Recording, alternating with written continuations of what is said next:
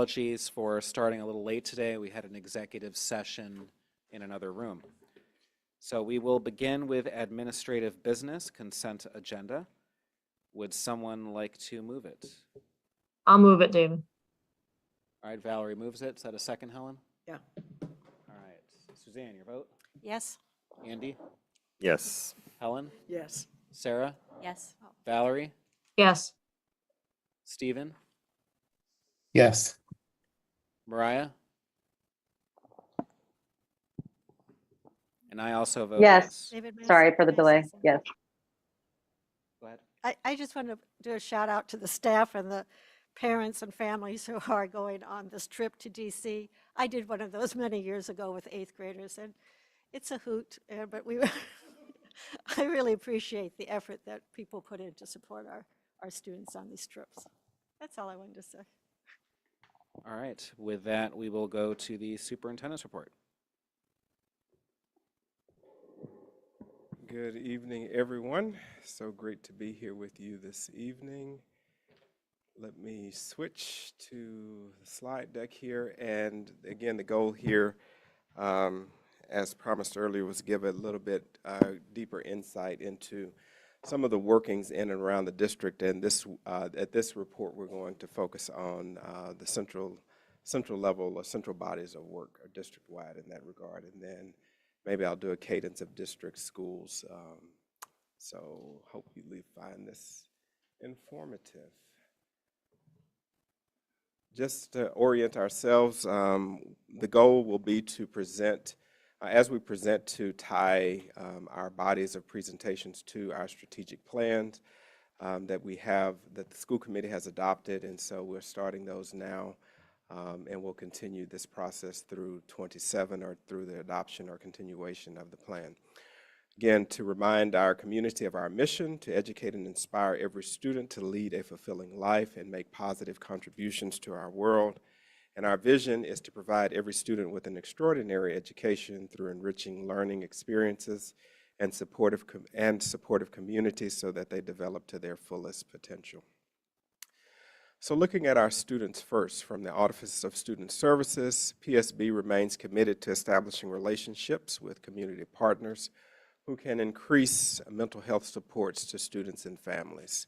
The Brookline Center is currently recruiting caregivers to participate in parent support groups.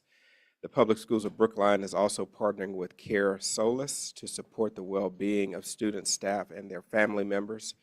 Care Solace is a confidential care coordination service that can help you quickly find mental health or substance use treatment options matched to your needs regardless of circumstance. And both of these flyers will be shared or published with the materials so that folks that are interested will have more details there.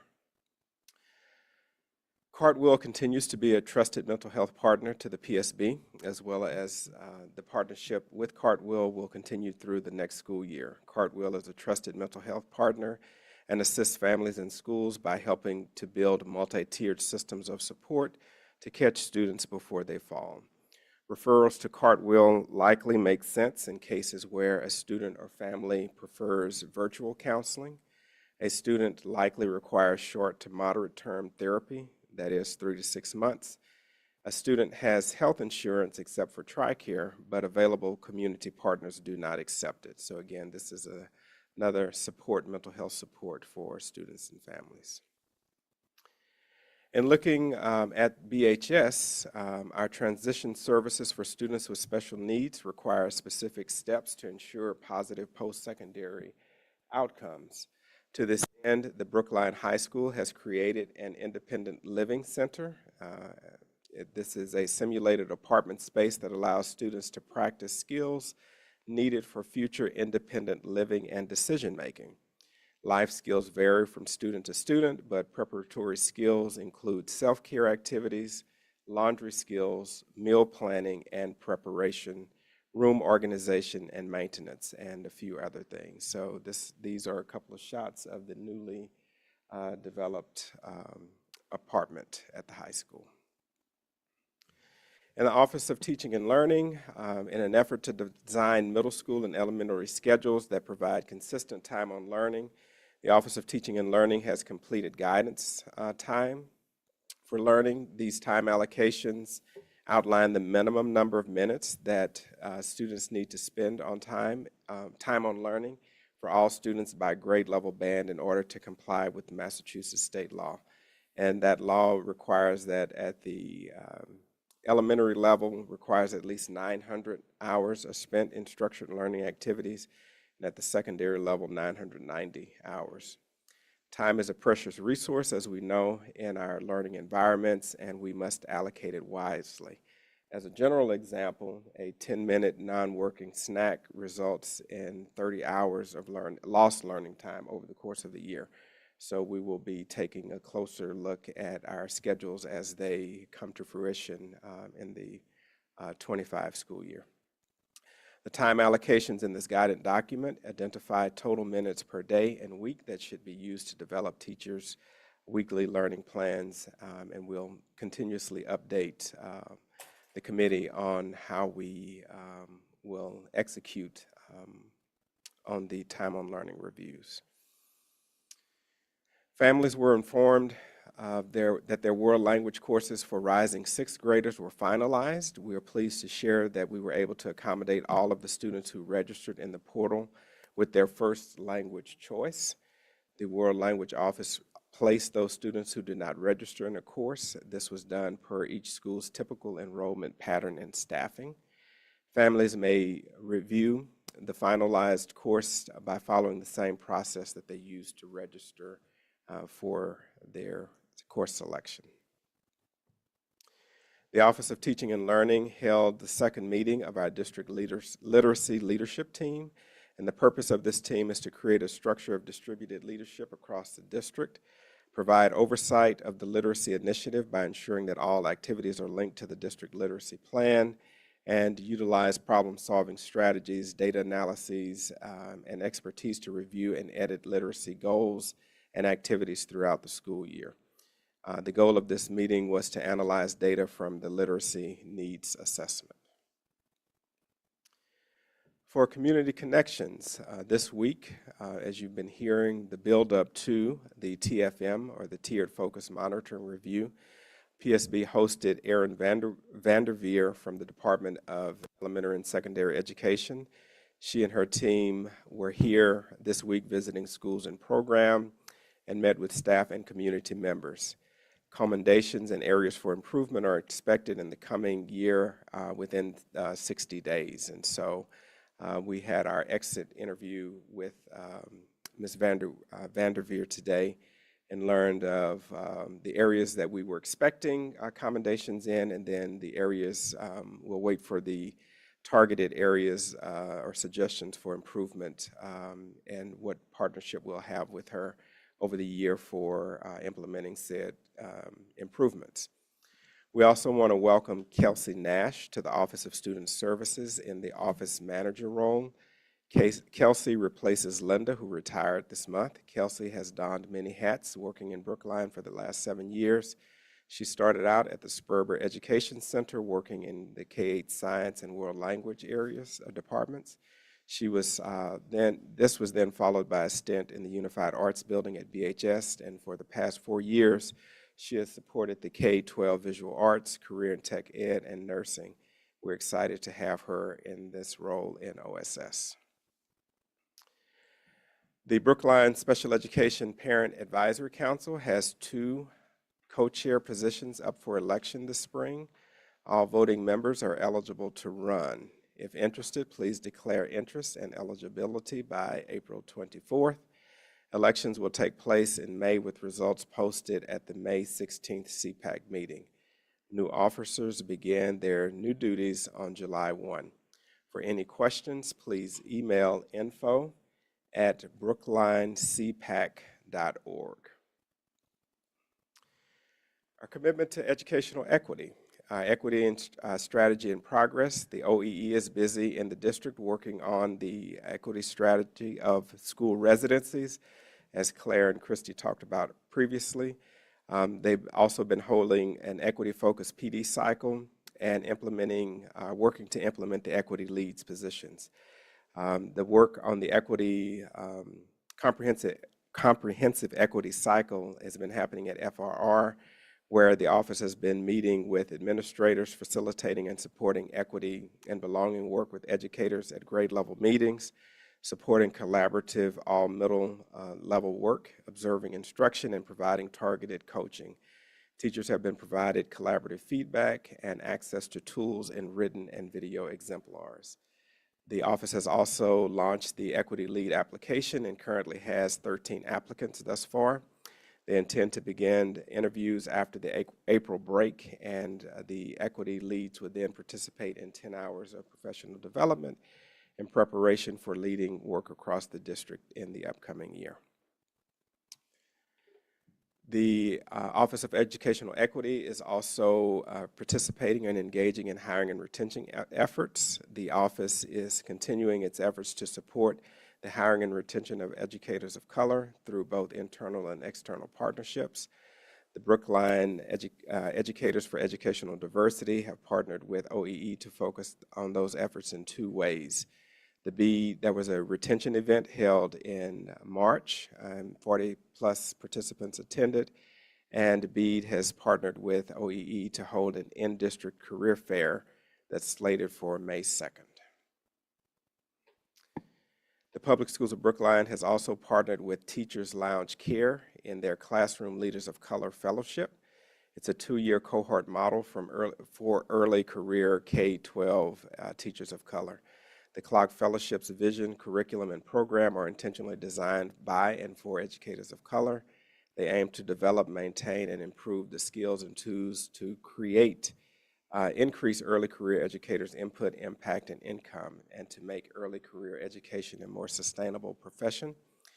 The CLOG Fellowship provides the fellows the opportunity to build community, participate in development, mentorship, and coaching. Coaches and mentors share with shared identities will meet with the specific needs of early career educators of color while developing, maintaining, and improving the skills and tools to avoid burnout. And CLOG is a free to us as a district partnership, but teachers will need to be released for monthly sessions if they participate in this fellowship. And from the Office of Administration and Finance, under the goal of management and capacity building, we are pleased to share with our community that we have instituted position control. For those that don't know, position control is a coding system that will be used in Munis and in all hiring activities through HR and Finance. Basically, no hires will be approved without confirmation that a position exists with the appropriate funding in the budget. For every staff position in the school department, you can think about it as having 2 parts: a chair, which is known as the position, and a body, which is the person hired. So when we create position control, we keep a precise count of the chairs, and if the chair is occupied, we know the true cost of that chair. And if it's empty, a projection is used that pretty closely tracks with the cost. And without position controls, hiring managers tend to think in terms of replacing people, and sometimes will lose track of how many chairs that have actually been funded. The last day of school is now June 18th due to the snow apocalypse that was predicted to hit Massachusetts. So students will be dismissed at noon on June 18th. Cafeteria lunches will not be scheduled on the last day, but grab-and-go lunches will be available. Our 8th grade graduation dates are currently being established, and school principals will be sharing those out and communicate that information in the coming weeks.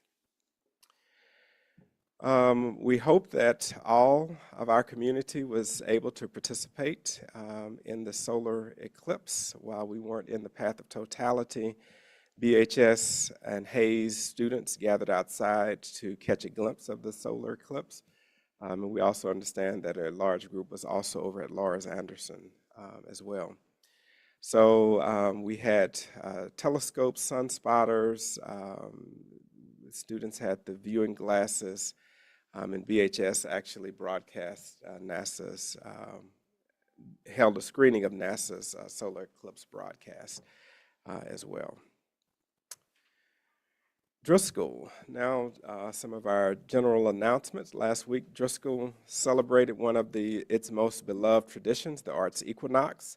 Arts Equinox is a celebration of art where teachers, administrators, parents, and students take a break from the normal school day and explore their creative side.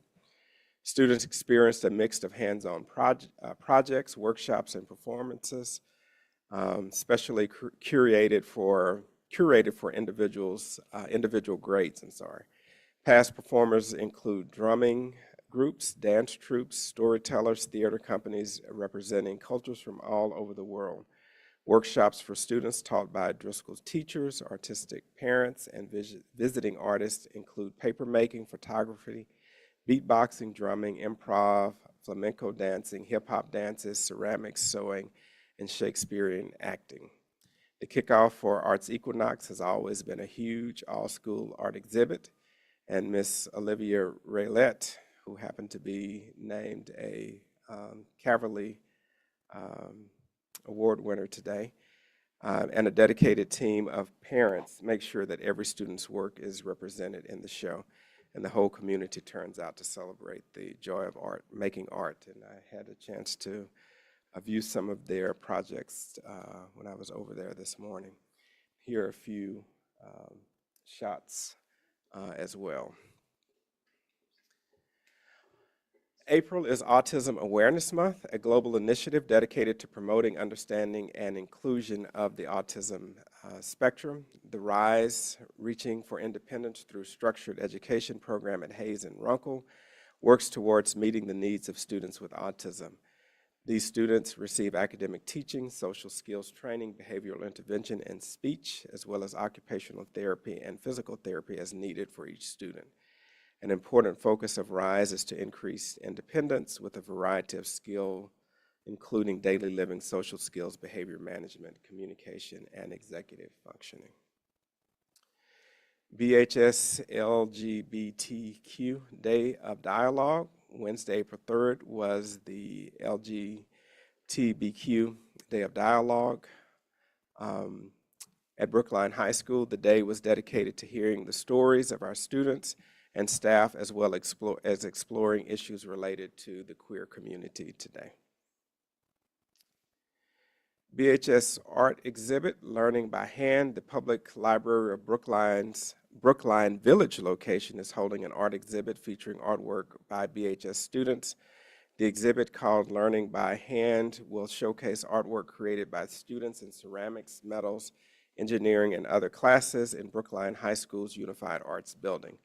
Learning by Hand will run through the end of the month. And again, you can check that out at the Brookline Village Public Library location. And lastly, the superintendent's school visits. I've recently completed visits to BHS, Pierce, Hayes, and Beep. And following April break, we'll start the next cycle, and which is FRR, Baker, Lincoln, Runkle, Lawrence, and Pierce. And so I look forward to those each month, and we'll feature the work that's happening in those schools at the next school committee meeting. Are there any questions before we go on to the Spotlight on Excellence? Suzanne? It's not a question, it's a comment. I just want to say, Dr. Guillory, that I feel like we're really making progress in some of the areas we've been working towards. To hear that social studies and science will have full minutes in the lower grades, our lower elementary, is very exciting. We started talking about that about 5 or 6 years ago, so I'm very excited to hear about that. The Clock Fellowship Program sounds great for our teachers, and having position controls will make a big difference, I think, in our budgeting process. So I just wanted to do a shout out for the things that were near and dear to my heart, and I feel like we're starting to take steps in the right direction. So thank you. Sarah? I feel like just another couple sentences about position control would be helpful to help people understand. And I have a note on my desk that I realized that I didn't bring with me. But essentially what And it's amazing that I find myself getting excited about position control. When I was a principal many moons ago, that was just a normal part of my budgeting process. And again, there have been various iterations of it that have occurred here in Brookline, but we're locking it down now. So basically, each position in the district will have a 9-digit code that's attached to it. The first 2 digits of this, and Diane, I hope I'm doing you a good service here. The first 2 numbers of the position control will be the location. So each school will have its 2 code identifier. Then the next 3 digits of that number will then represent the program, the category that the position sits in. And then the last 4 numbers will be what grade levels, how many folks are in that role, or that type of thing. But it's truly a way for us to then do better accounting over time when we're looking at changes or increases or decreases in positions that will allow us that. And Diane did call this a smart coding system because it's going to have all of those identifiers that come along with it. So hopefully that gives a little bit more clarity to it. Mariah? Thanks. I just want to echo Suzanne's comment. It was really great to see the work aligned with the different areas, and congrats to the team for that. I had a couple questions. Linus, for the literacy team, could you describe the membership of the literacy? I don't know if I'm getting the name of that group right, but do you know what I'm talking about, the literacy group? I do. Jody, are you online? You don't see her. I don't have that at my fingertip. Gabe, do you have? Gabe is here. Gabe has it.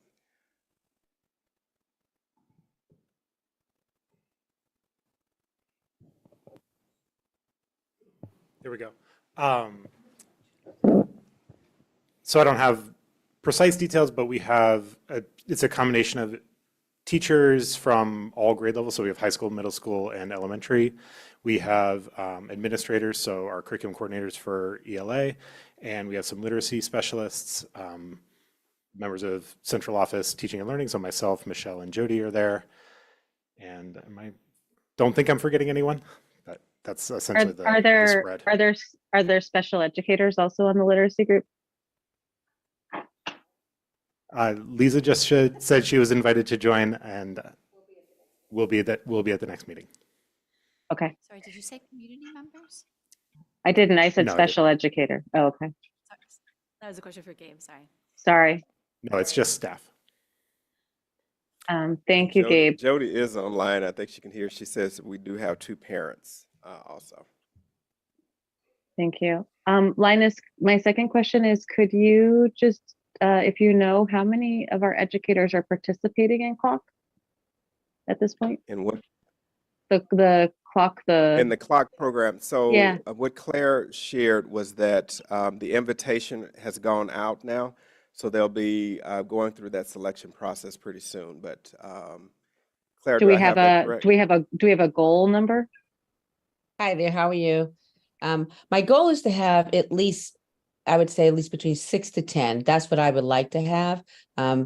That'll be a nice cohort, and I think something that's affordable. The partnership is free to the district, but we will need to have teachers released for the day, so there will be a cost to get sub coverage. So I'm thinking no more than 10 teachers to participate for this coming year. Thank you. You're very And welcome. then my last comment, Linus, is on autism. And there's a big movement to not call it autism awareness, because many people are aware of autism, but autism acceptance. There's students who are autistic throughout the district, not just in the RISE program. And it's great to continue to not just be aware, but to accept students and neurodiversity in general. Thanks. Absolutely. Thank you. All right. Spotlight and excellence. All right. With that, and I just clicked something that I shouldn't have clicked on my screen. So let me see if I can get back. Lisa, let me pass the mic to you while I reorient myself here.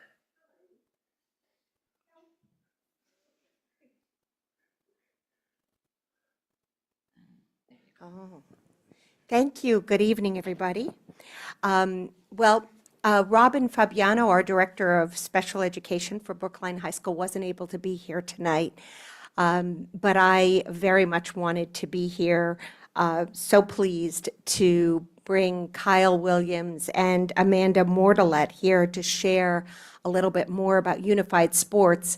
In my first year here, Kyle and I began to talk about Unified Sports in the spring, and basically Brookline High School, in partnership with Special Olympics, piloted Unified Basketball during the fall 23 athletic season with approximately 20 students, coaches, staff, volunteers working hard through the fall to make our inaugural season a great one.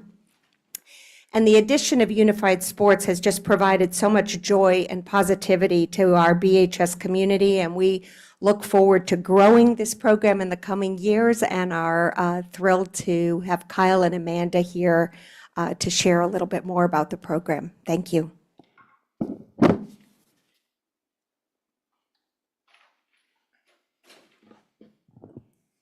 Thank you, Lisa. I'm Kyle Williams, the Athletic Director at the high school.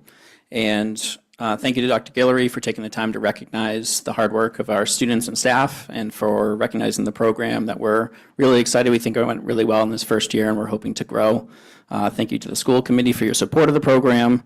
I want to thank Anthony Meyer, Robin Fabiano, our three coaches, Jocelyn, Lexi, and Ann, and all of the staff and volunteers that helped to make the first season a success. I'm going to pass it off to Amanda Mortalet here, who was integral in us pulling this off this year. She joined us from Newton, where they already had Unified Sports. She's a background in basketball coaching and in special education, so she was the perfect person to carry us through this first year. Hi, everyone. Thanks again for having us here.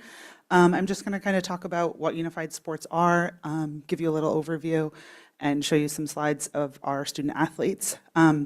Unified Sports are students with and without disabilities participating in different kinds of sports. This year in the fall, we piloted the basketball program.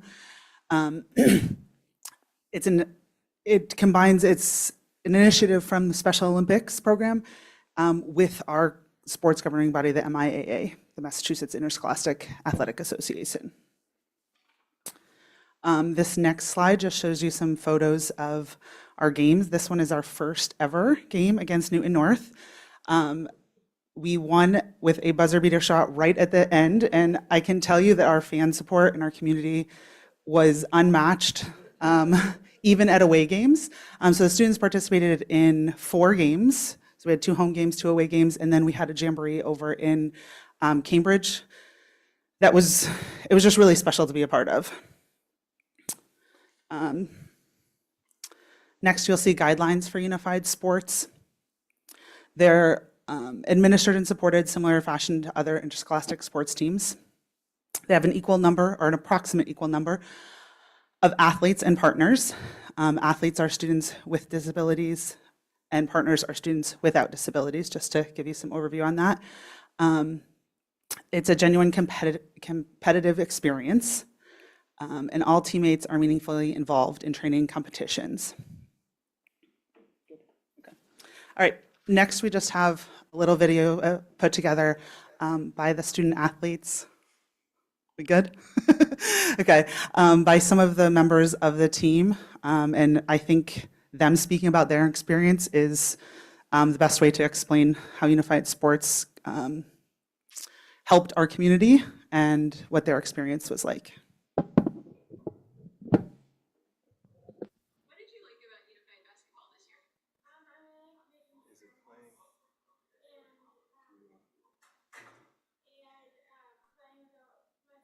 We can't really hear online.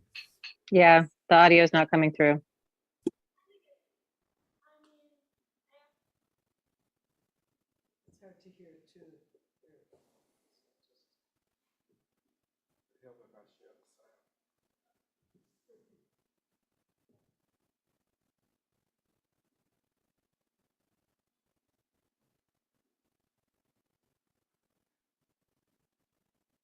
I also did special review.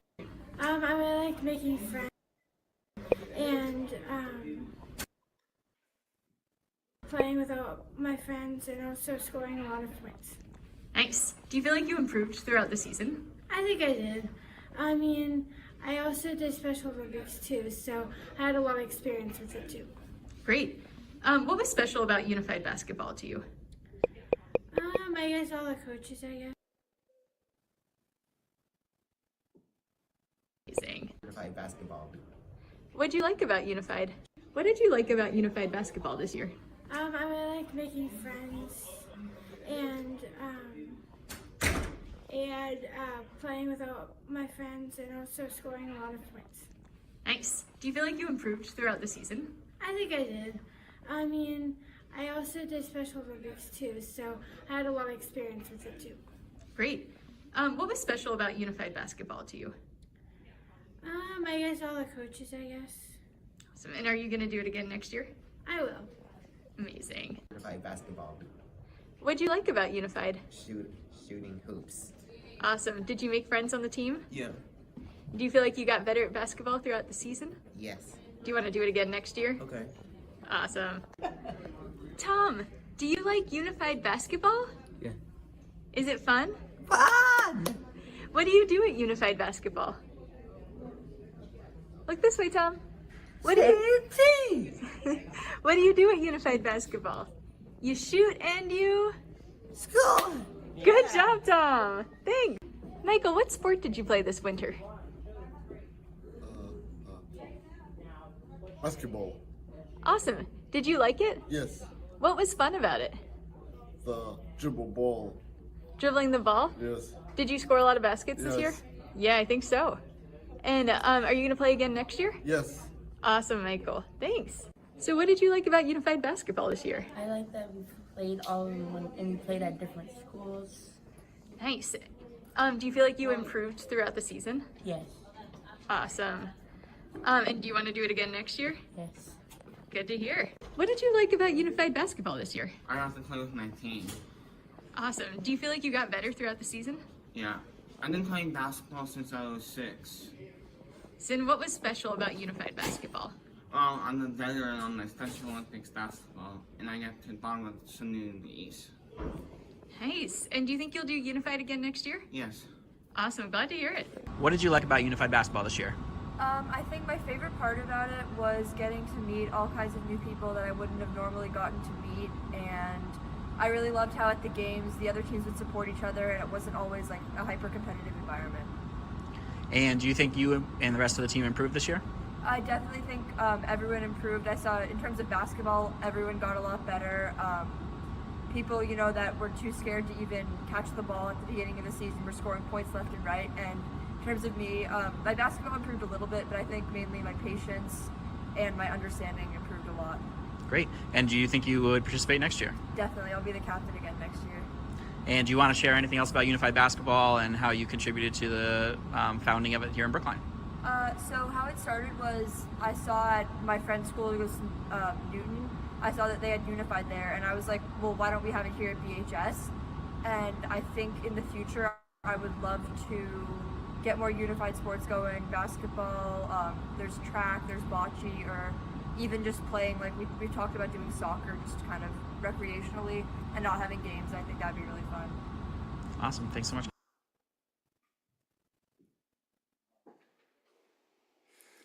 All right, so the student voice is the most valuable piece of this. The second most valuable piece was the community voice, the school, the staff, and the way that they supported this initiative and were energized by it was something that I didn't even anticipate. But the emails, the attendance of staff that we don't get at, we hadn't gotten at our previous athletic competitions, we got at Unified Sports. And as Amanda said, they traveled with the team. We had some very impressive attendance figures at away games. Looking forward with Unified Sports, we felt like this first season was a really successful pilot. We've talked about trying to add one offering per year for the next 2 years so that we have one offering per season of Unified Sports. So that would be next spring, we'd be adding Unified Track and Field. The following winter, we'd be looking to add Unified Bocce. And the challenge with both of those, and actually the reason we chose basketball first, is because we thought basketball was the one that we were most prepared to host with facilities, and we had students that were prepared to participate due to their participation in Youth Special Olympics basketball. And so these next two are a little bit of stretch goals for us, but we're anticipating, given the success of basketball, we're anticipating a really good enrollment in unified track in the spring. And then bocce we'll have to do some education around, but I think we can rally the group for that as well. But it's really important that we have an offering across each season so that these students can feel engaged throughout the year. One thing that's been particularly cool this spring is we did see enrollment by some of the students who participate in unified basketball and some of our other athletic offerings as well. So they're stretching themselves in ways they hadn't before. And to that end, the role of unified sports, and that could just say the role of sports, is to break down barriers, bring people together, enable participants to gain new perspectives, and to build community and inclusion. And if Linus would go to the next slide, I think it bears out that that's what we're working really hard to do in the athletic department, not just through unified sports, but through all of our offerings, is to develop a sense of belonging. I shared when I think I was hired a couple of years ago that one of the things I love about Brookline is that everyone can find their niche. We have so many different offerings. For me in high school, it was baseball and soccer, but it was also performing arts. I was in technical theater. And being able to expand our offerings in a way that wraps more people in and lets them feel like a warrior is really important to us. And the chart here is just our participation numbers, and the blue line gauges interest, it's seasons registered. And the red line gauges our ability to meet that interest.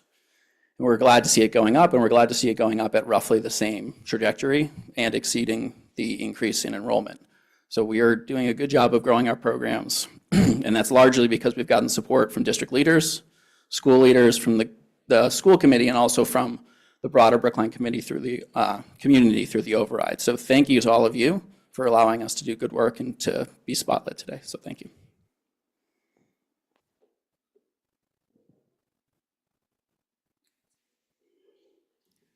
Any questions regarding the superintendent's report or the Spotlight on Excellence? Helen? It's more of a comment than a question. I think, this is an excellent example of what equity can do for the system and for the kids in the system. I'm really impressed that you're able to pull this off, to do it and be so successful with it. I think it really speaks to what you've done here in the short time that you've been, what you is a plural as opposed to the singular, but thank you. Thank you for that. Mariah? I also want to say thank you, and I think this is wonderful. And I remember us talking about it last spring as part of the override, and I want to say thank you to the community for supporting the override and allowing this kind of meaningful and exciting expansion of our athletics programming at the high school. And thank you, Kyle and Amanda, so much, and to the entire athletics team for this wonderful program. Stephen? Yeah, I just want to say also, I thought that was a wonderful presentation. Thank you for giving it. I want to know what you think is needed to expand it and what kind of obstacles you face and in what kind of resources you need to overcome them. I'm laughing only because the easiest answer to that is additional track and field in town. And no better example than our track meet this week, where we competed against Newton North, and we had 460 athletes just competing in track and an additional 100 playing lacrosse at the Downs Field facility. So to safely add unified track next spring, we're going to get creative about how we use spaces, how we distribute those spaces. It's no different from what we do with all of our sports. It's a fun game of Tetris, and it's not necessarily the ideal rollout of having the track in front of the school where we can really create an accessible environment. I'm curious about how you settled on bocce as another sport. Personal passion. No, it's one of the other sports that area high schools play. So one component of unified sports is that it has a competitive component. It's not just a recreational. We're not just rolling balls out literally with bocce, but we're not just saying go play. We have an opportunity to represent our school, our community against others. And so the winter offering that allows for that is bocce. There's another winter offering or multi-season offering, which would be just a general fitness. And that would just be housed at the high school. It's not a competitive, it's not a bodybuilding or weightlifting. All right, thank you. Helen? I'm curious, how many schools have this program? You stumped me there. Plenty. There are a lot of schools in Eastern Mass and throughout the state, and actually probably beyond Massachusetts, that have unified sports. So the Bay State League? All of Yeah, so our schedule this fall was against Newton North, Framingham, Needham, and one other regular season that is escaping me. And then we played Cambridge, Watertown, Newton South, and someone else. Needham came back to the Jamboree. But so there are 10 schools in the Bay State Conference, and the majority of them have unified sports, the two primary being basketball in the fall and track in the spring.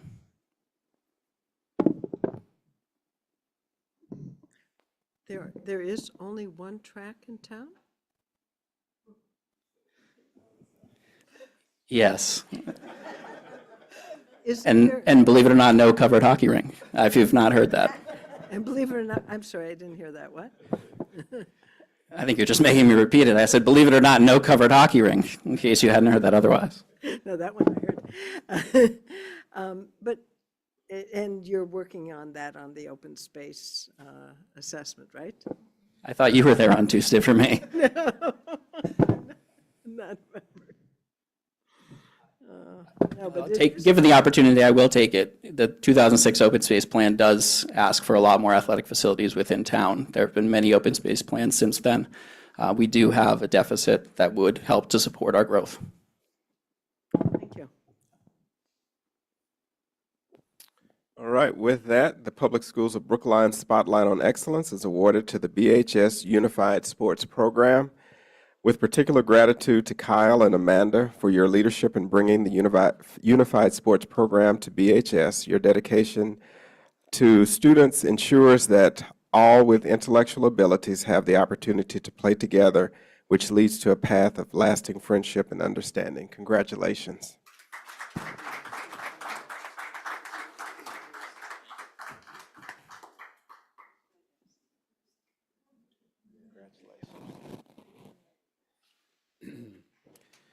All right, congratulations. And with that, we will move to public comment. And our first speaker is Mr. Avi Shalat. If you can come up to the podium.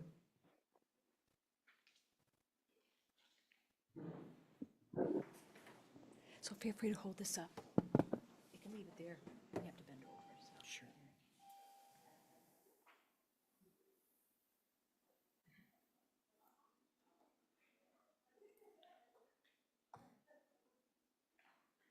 Sorry. Good evening, everybody. I sent a letter in. My name is Avi Shalat. I am a Brookline parent, a professor at Northeastern, and I sent a letter in regarding the placement of geothermal wells for the Pierce New building. I'd like to augment that letter with 2 additional points. The first one concerns the negative externality argument I made in the letter, and specifically I want to highlight a study that I recently found. Its title is Monitoring the Impact of Intensive Shallow Geothermal Energy Use on Groundwater Temperatures in a Residential Neighborhood by Thomas Vinken et al. In Geothermal Energy. And I can send you the reference and I'll summarize the basic results. So what this did was a German study of a neighborhood that was 0.1 square kilometers, and it was basically 57 wells in a residential neighborhood. And they very carefully monitored, put temperature sensors around the entire facility after its use, and they very carefully accounted for the seasonality between summer and winter, and they monitored this for about 24 months. And what they figured out was that essentially if you measure the temperature, there was a natural underground water that basically goes through the ground. It does that in Brookline as well. And if you measure the water temperature, the groundwater temperature, which is kind of a measure of the amount of energy in the ground before that residential neighborhood and then after downstream, they measured about 1.2 degrees difference, 1.2 Kelvin degrees difference between the input and output across this 24-month period. That was the maximum accounting for seasonality and et cetera.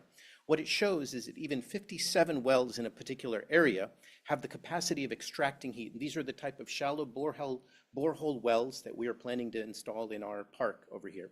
And essentially what it's saying is that even a small facility like this, ours is 80 wells, that was 57, that was for residential, ours is for a more commercial sized building, basically extracts heat in a measurable way from the ground. And in particular, what this does is affect the efficiency of other people's ability to essentially install geothermal, especially the people that are living around the school.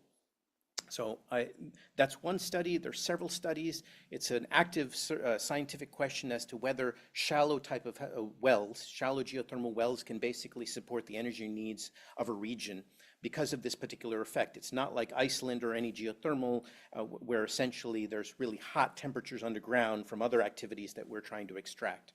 So that's a point that I'd like you to consider. Interestingly, the budget of that entire installation was around 750,000 euros, which is roughly the same, so very much similar in scale.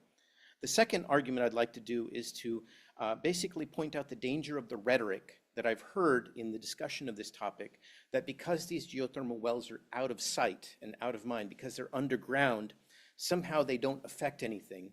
In particular, some representatives have basically said that because the baseball field will be returned to a condition that's better than it is today, then this should justify the type of wells that we plan to place under there. And I think this is a very, very dangerous and flawed thinking or justification for this type of project. In particular, it is the same sort of thinking that's behind every major EPA Superfund site, that essentially putting stuff underground where it can't be seen or can't be heard, or under the scientific theories of the 70s that supported that, basically wouldn't have a long-term effect. Okay, it's essentially the same sort of disaster behind Boeing, that if you don't really, because you don't see the screws or the bolts or the way the fuselages are fused and so forth, you can kind of just ignore or cost cut in that matter and not basically have any long-term consequence, which right now we're basically seeing. My final argument is based on the moral use of the park. So our history is really pockmarked with attempts at essentially industrialists and others to extract gold and minerals and oil and basically energy from our national parklands. And if you take a look at, for example, the activity behind the formation of Yellowstone Park, and in fact all of the mining activities that were just until a few years ago allowed, it goes to the same rhetoric. And I know in those situations you have a critical nation-state balance between energy needs and the violence that energy basically causes and essentially the enjoyment of a park, right? So it's very different than our situation. But essentially the moral argument is that parks and the pleasure of parks have really no purpose in, for us to collect energy from. And if you take that moral argument, essentially, there's really no justification for us to put the geothermal wells across the street. It's an engineering nuisance, and there's a moral argument for it. And really, the only justification is because we think that today that saves about $700,000. And even that $700,000 is kind of a false measure of economy. As I've pointed out in my letter, the extra pumping cost, the long-term cost of having a field that's colonial, meaning away from the place where it's actually the energy is actually being used, is basically there. So, of course, I understand I come off as a man that's tilting at windmills, and I know your obligation is to move this along and to balance the competing urges. Perfection should not be the enemy of the good, but I nonetheless urge you to avoid the engineering blunder and essentially do so before the first shovel has ever been basically has hit soil. And I urge you to reconsider moving that field. And essentially, I'm willing to do any sort of engineering work or more due diligence, if that argument is persuasive, to essentially place the field right underneath the school, which I think can be made cost effective and actually would be the superior long-term solution. Thank you for your time. Thank you, Mr. Shalat. I believe we have one other person for public comment. If you could come up and identify yourself for us.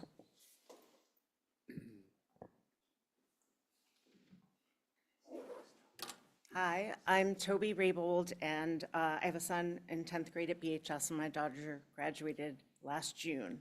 And I know you have a lot of very important issues, like the one we just heard, and budgets and so forth. But I really wanted to bring something to your attention. Last Friday, during B block at the high school, my son was sitting in his math classroom and noticed a swarm of bugs, later determined to be termites, flying around him, also on his sweatshirt, his backpack, on his desk, and on other students in his class.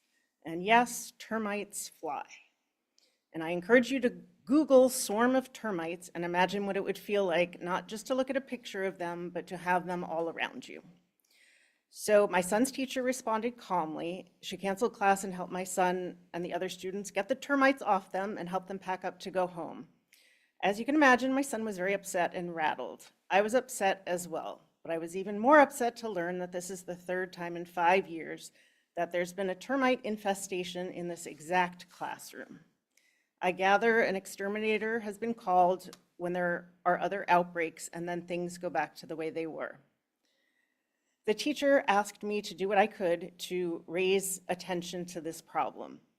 So after getting my son calmed down and back to school, I called the main office and was told to talk to Mr. Mason, who I did not plant here, but is here. And he responded and said that they have an exterminator looking for the termite nest, and that it is a very complicated issue, and in the old part of the high school building has wood doors and wood frames and lots of issues that complicate the matter. But the message back didn't leave me feeling confident about the school's ability to get rid of the termites or have an ongoing pest management plan. So I had an exterminator come to our house on Monday to make sure none of them came into our house, and he said it was too early to tell, but he didn't see any. And this is what I learned about termites. He told me that when a well-established colony of termites is looking to expand, they swarm. So he thinks that's what happened at the school, which makes me think there's more than one nest and probably several. Mr. Mason also told me this has been going on for 7 years and not 5 years. So as it stands today, the janitor nailed a piece of metal to cover the hole where they thought the termites came from, and the teachers and the students have had to continue having class in that classroom. I'm here to ask you to use your voice in the school committee and the superintendent to find out whatever resources are needed to address this. I don't know if Mr. Mason has the resources he needs, or if there's anything more we can do, because it's really gross to go to school and be swarmed by termites. I think we do a great disservice to our children and our teachers when we ignore problems like this. Thank you. All right, thank you. And that concludes public comment for this evening. We will now go to 2024 Annual Town Meeting warrant articles, public hearing, discussion, and possible vote on articles. And first up will be 2024 Special Town Meeting warrant Article 1, submitted by the Select Board on behalf of the school committee to authorize and empower the Select Board to petition the General Court for a special act to authorize the town of Brookline to use a portion of the subsurface area below an existing playground, Pierce School Playground, for purposes of geothermal wells related to an adjacent school building, Pierce School. I'll move it. Any discussion? We're just moving it?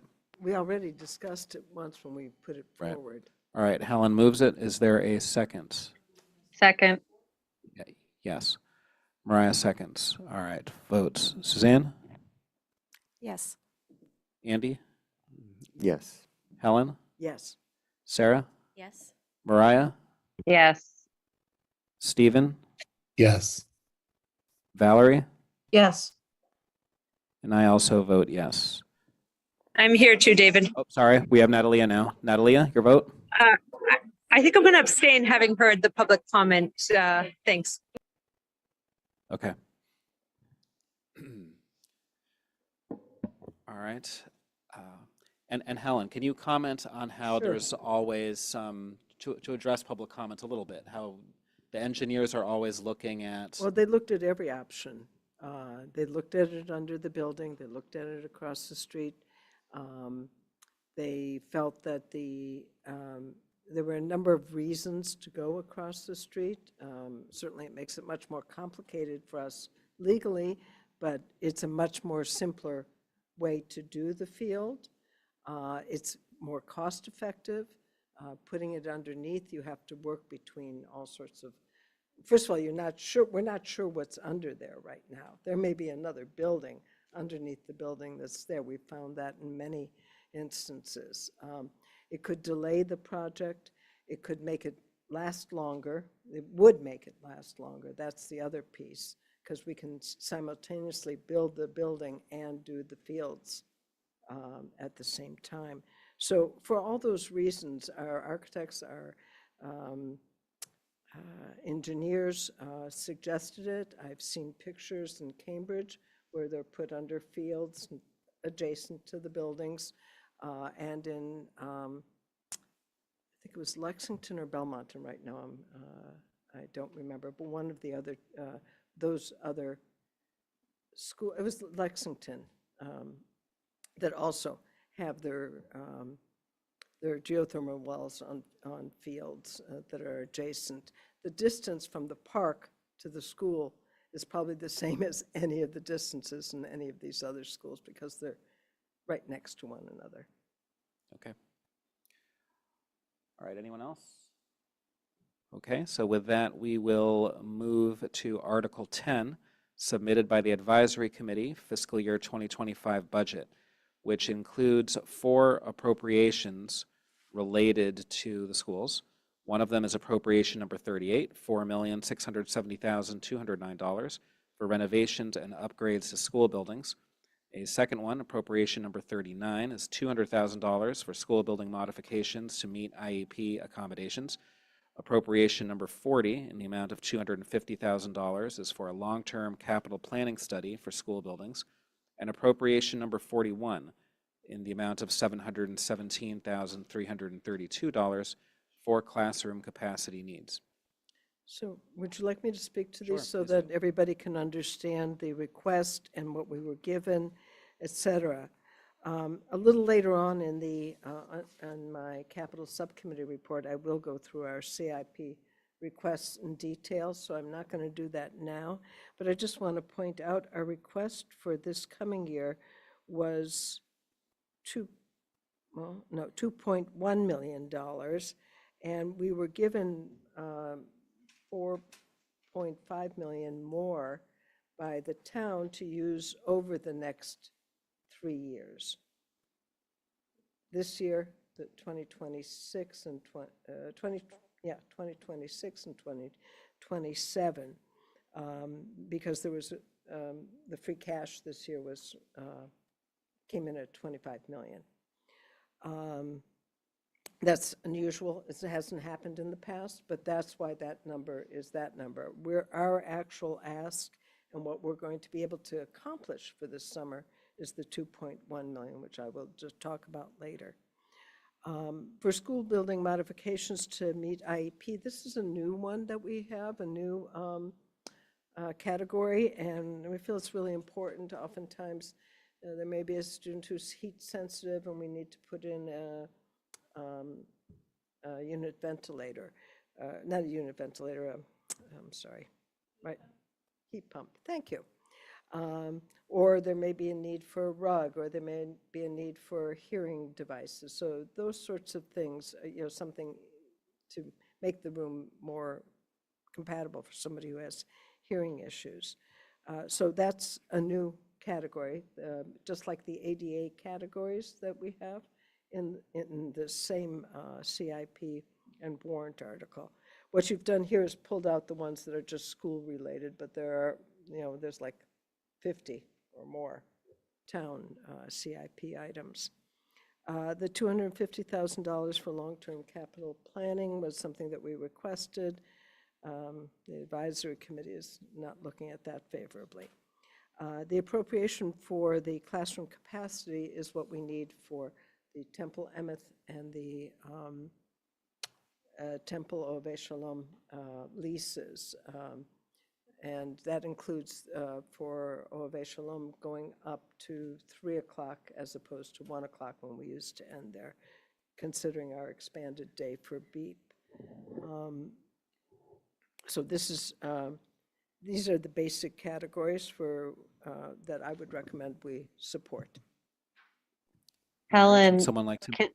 can I Go ahead, just Mariah. say that just one comment is that the IEP modifications, we had requested 50,000 and we were given 200,000. So like the deferred maintenance category, that represents multiple years, expected multiple years of Oh, effort. thank you for that correction. I wasn't aware of that. Yeah, it's not a correction, just a additional context. Okay, thank you. All right, so would someone like to move that we provide a support statement for Article 10 for the 4 David, appropriations 38 through 41? Yes? Before we do that, is there an update on, has advisory already voted in support of any of these? No. Okay. Oh, Personally, oh, I would maybe. prefer to wait until we know what advisory votes before I wanted to vote to support a support statement. In Why, case they Mariah? modify the amounts? In case they modify the amounts, I want to be able to, I want our vote to represent what is going to be put on the floor of town meeting. And until advisory votes that, or at least the capital subcommittee does, I personally would feel more confident at that point, considering a support statement. I think this is being taken by the full capital, or by full AC on April 25th. And I don't know, I've lost the plot a little bit on the subcommittee. I don't know where they're at in terms of their decision.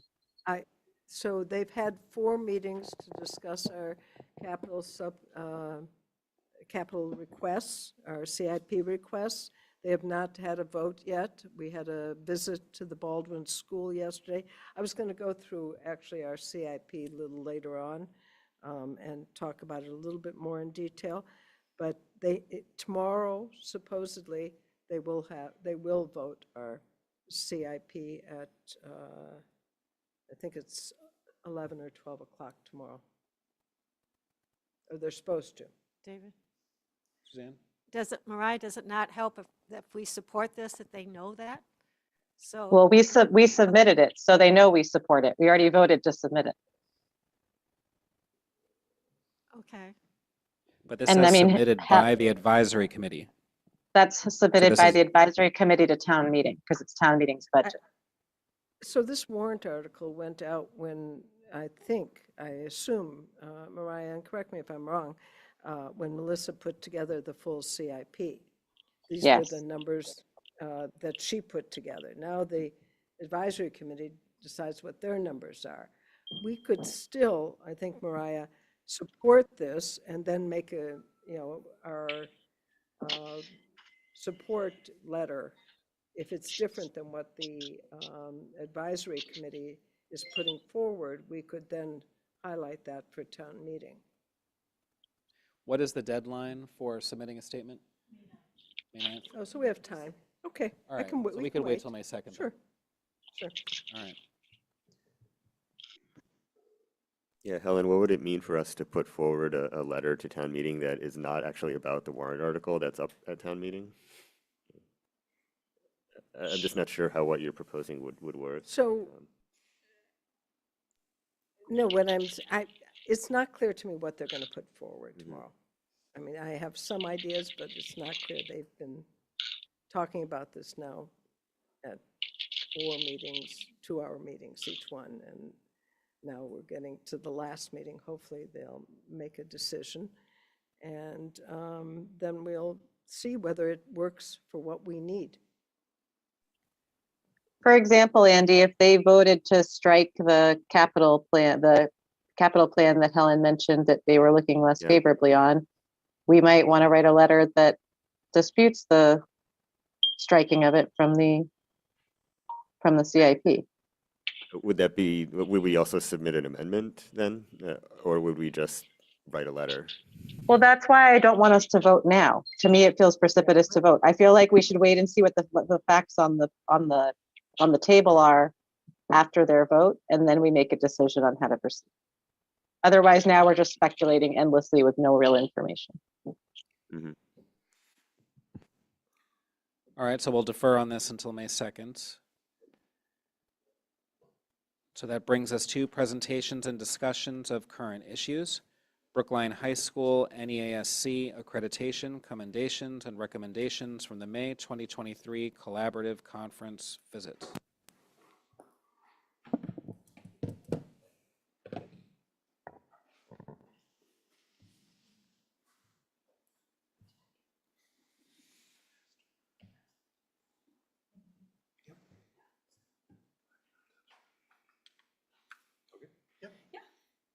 Hi, everybody. So I'm going to kick us off. We'll do some introductions, and then we'll dive into kind of what's a summary and progress update on our accreditation process. So I'm Gabe McCormick, Senior Director of Teaching and Learning for Secondary Education. John Andrews, English Coordinator at Brookline High School. Jen Martin, Social Studies Coordinator, BHS. Hal Mason, Assistant Head of School at the high school. So NEASC stands for the New England Association of Schools and Colleges, and it's our partner who offers accreditation for us. It's a 10-year cycle. We are actually a number of years off cycle. We got a delay through COVID and through the building project. So it's been more than 10 years since we've gone through this process, but we are kind of in the middle of it. They do what they call a collaborative conference visit, and then we have about 2 years to make adjustments based on their recommendations and their accommodations, and then they do the final accreditation visit. And we'll show you the timeline for all of that and kind of walk through where we are in the process and what we have so far.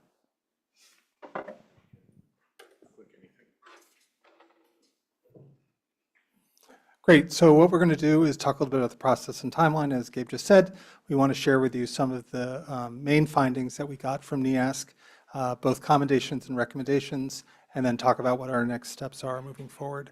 And we'll all participate in this in one way or another.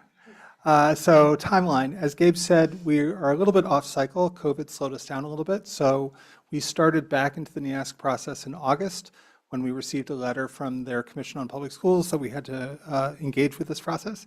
In September, we formed a self-reflection committee, which included both a steering committee of 10 educators and then some teachers and other educators who joined us as writers to help us write the self-reflection report.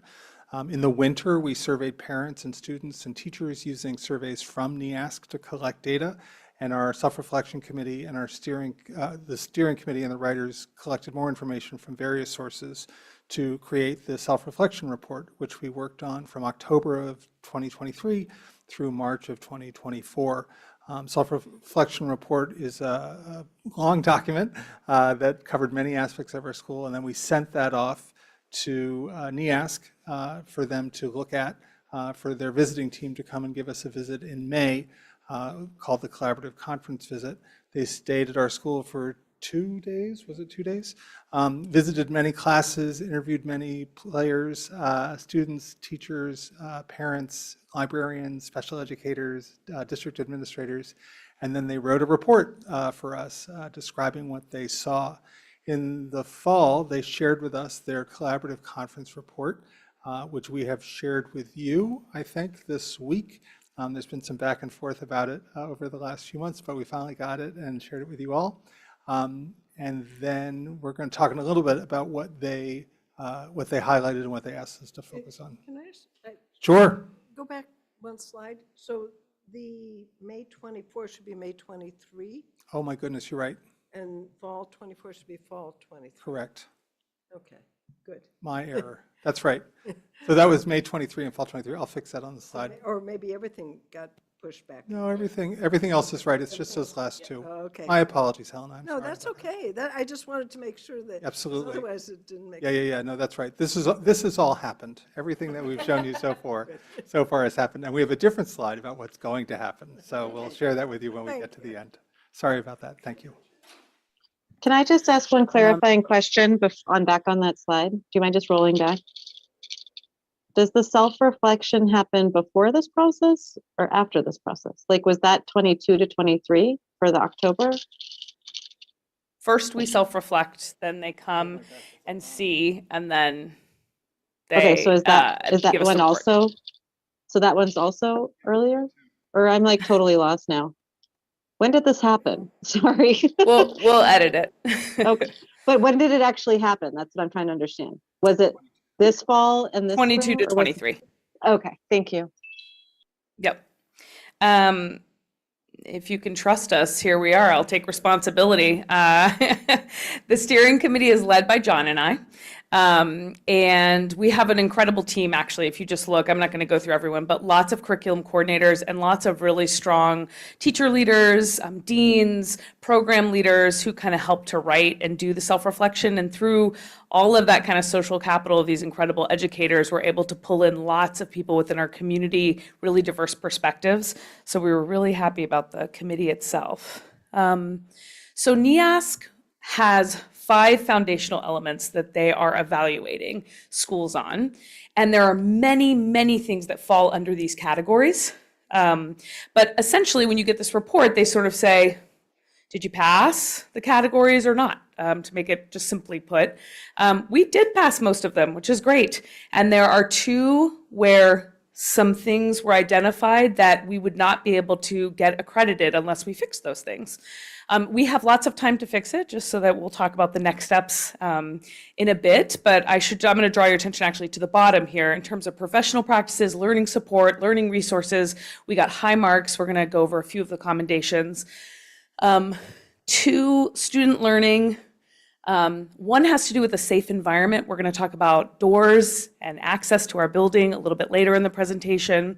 The need for a vision of the graduate, which is actually something that at the district level, we'll also talk about, Gabe will talk about. And then learning culture, a very interesting one, which has to do with sort of having a more concise and unifying written curriculum among similar courses. And so this is a very big undertaking, especially in a community like Brookline, where we have amazing educators who all have amazing things that they want to do, but sort of how do kids know, how do parents know, that sort of thing, what exactly is happening in each of the classes. So we'll talk a little bit about that too. So that's sort of where we landed. We just wanted to highlight, I mean, honestly, this is like, there are so many slides with commendations. They were incredibly impressed with our school. So you should know that the committee, NEASC committee, is made up of other educators from other schools who serve on the committee. So it's kind of fun because you have these other educators come over and say, this is an incredible place. I mean, and I really can tell you that is what their reaction was.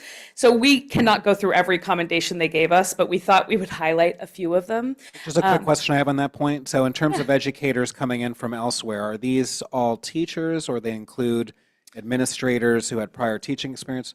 Yeah, both. Yeah, so NEASC employs some of their own staff, first of all, right? So usually they're being led by a NEASC staffed person who then gets volunteers, a combination of teachers, administrators, you might have a vice principal, you could have a history teacher, and usually they're schools that have just gone through the process or recently had, so they're very familiar with, for their own educational environment, they've also done it. So yeah, and they all are practicing educators, if that makes sense. So I will just say many things were outlined as being incredibly good. So in the idea of like written curriculum, one thing they did say is, though we need to have a written curriculum, the amount of courses, programs, extracurriculars is basically, I think we all know this. This is what makes Brookline really special. And I think a lot of them were incredibly surprised by just how much we can offer our students. This idea also of just hearing from teachers and from students and parents how much educators care really about the kids that they teach, which felt really good, I think, for the teachers to hear, because certainly we feel that way, but to have parents and students reflect that back to us was really great. And then they especially highlighted our 9th grade collaboration that's going on in teams, and I think that relates certainly to our goal of reimagining the 9th grade, and that definitely came out in the report. I'll let John do a few of the commendations too. Great. They were impressed by the number of intervention strategies that we have in place to support students. They noted that we have lots of different ways to help lots of different students, and they were very impressed by the community engagement and partnerships that we have with organizations like the BEF, the Brookline High Innovation Fund, the Brookline PTO. They felt that we had a community that was supporting the work that we were doing. As well as we were supporting the students in lots of great ways. And then one more slide of commendations, because we're really proud of our school and what we've done, but they also really were impressed by the 9th grade building and all the work that had happened around our campus and our supportive spaces. We made them spend most of their time in the 9th grade building to really drive home, because it was new then. Anyway, it was very exciting. One of the things I also wanted to emphasize was they felt like our report matched what they saw. So they read our report and said, okay, that's great, now let's see it. And then everything that they saw in action was aligned with what we said was happening. So that was great.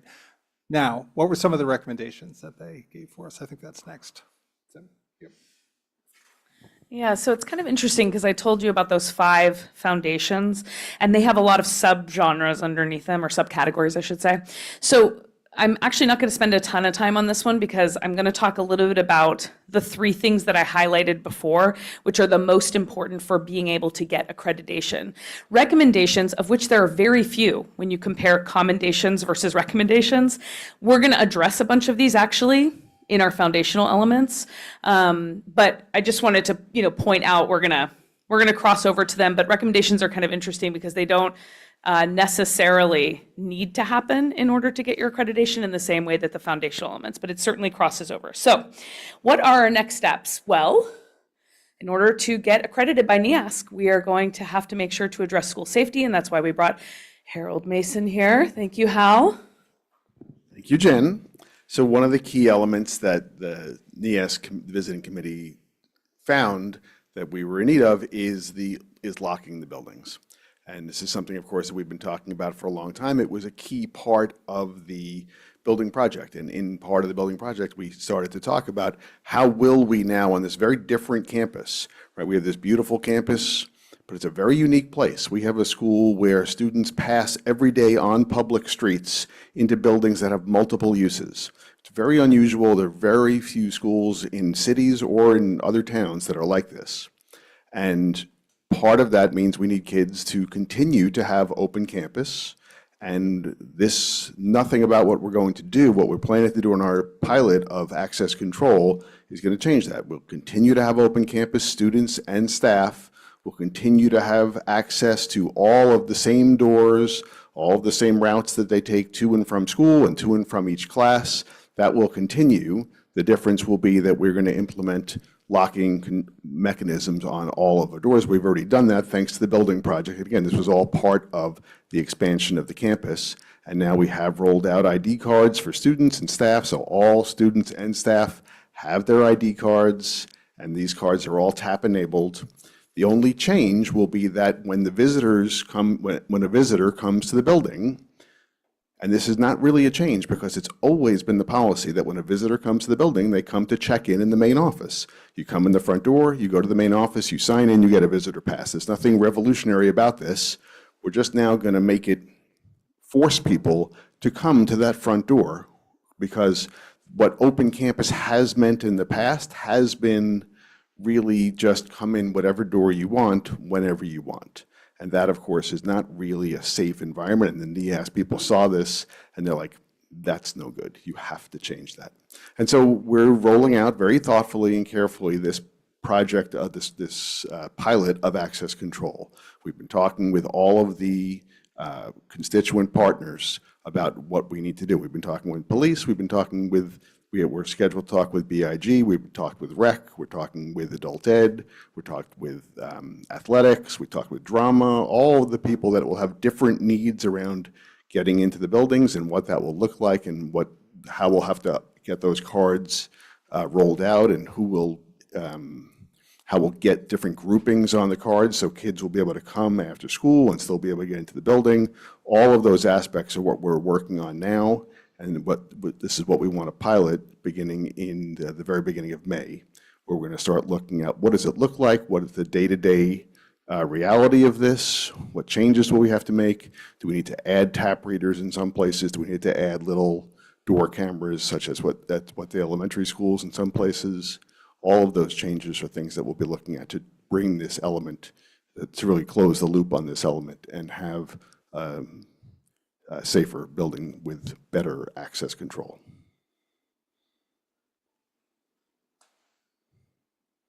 Any questions? Are we taking questions one at a time, or are we doing all the questions at the end? Yeah, I think we can do these one for each of the 4 areas of concern. We can take the questions as they come. Mariah? Thanks. Thank you, Hal, for the explanation. So I have one question, first off, a question and then a comment. My question is, can you clarify, are all high schools accredited by NEASC, or at least all high schools in New England accredited by NEASC? I'm a little vague on the role of NEASC versus the state in allowing us to provide a high school or whatever. Yes, NEAS does accredit all high schools, public and private, in New England. So they are the regional accreditation board. Is it a requirement? Not a legal requirement, but it is an expectation, I would say. Certainly, you know, and Helen would have the history on this, if we went back to the last accreditation, 2011, that process was such that it really led us to question whether this was worthwhile. It was a huge visiting team, 20-plus people put up for 4 days at Brookline hotels. It was very expensive. But even beyond the expense and beyond that, the bloat of what that committee was, it didn't seem like a very useful process to us. It didn't seem, you know, we also wrote a preliminary report, but we had to engage every member, every faculty member in the school had to be forced into working on that preliminary report for a year. And, you know, we got some good things out of that. There were some good documents and some good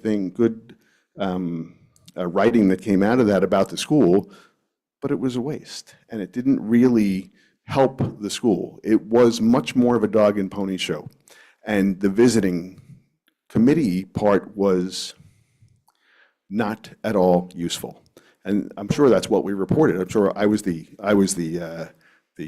coordinator that year for that project. I'm sure that's what we reported, that it really didn't feel as if it was very useful. And I know Bill and Helen and others began really having serious conversations about why.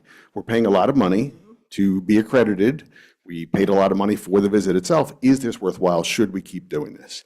And I think the process that John and Jen went through now is a reflection of some of that pushback that Bill and Helen and others in other districts got together and said, let's really look at what we're doing and why we're doing it this way. And I think that reflects some changes. So what happened actually was Education Collaborative that we belonged to, that now no longer is, spearheaded by John Sills, got together with NEAS and said, we're not going to do this unless you change. And, you know, and if we don't do it, nobody else is going to do it. So, you know, considering there were so many communities in EDCO at the time. And I think they worked hard. John did, together with a number of other superintendents and NEAS, to really make it a better, more valuable process.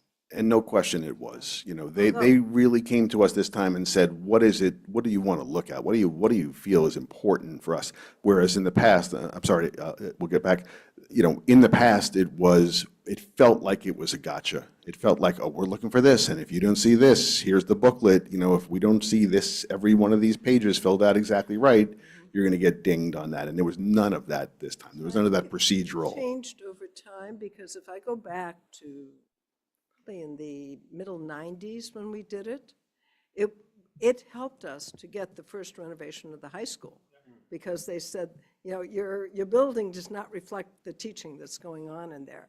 And we used that to help us to renovate the high school at the time. So, you know, it's I guess who's in charge and how they're doing it, but at least it's better now, and I'm happy to hear that. No, a much better process this time. Stephen? Thank you. Wait, I didn't make my comment. Sorry. That was a long answer to my question, which was very helpful. I guess my comment is on the access control and the school safety is, and I've expressed these comments privately to some of the high school leadership before, and I want to make them again in public comment, which is, I think that there's a couple different questions of culture, and I appreciate what you said, Hal, about the buildings continuing to be open for those who are there, who are supposed to be there. But I also think that there's a question of culture, and none of the buildings are actually secure if the practice is for, as is typically polite, for example, for one person to hold the door for the person behind them. And so I don't want us to get into some sort of a security theater situation where we have all these systems set up, but human nature immediately and consistently foils them.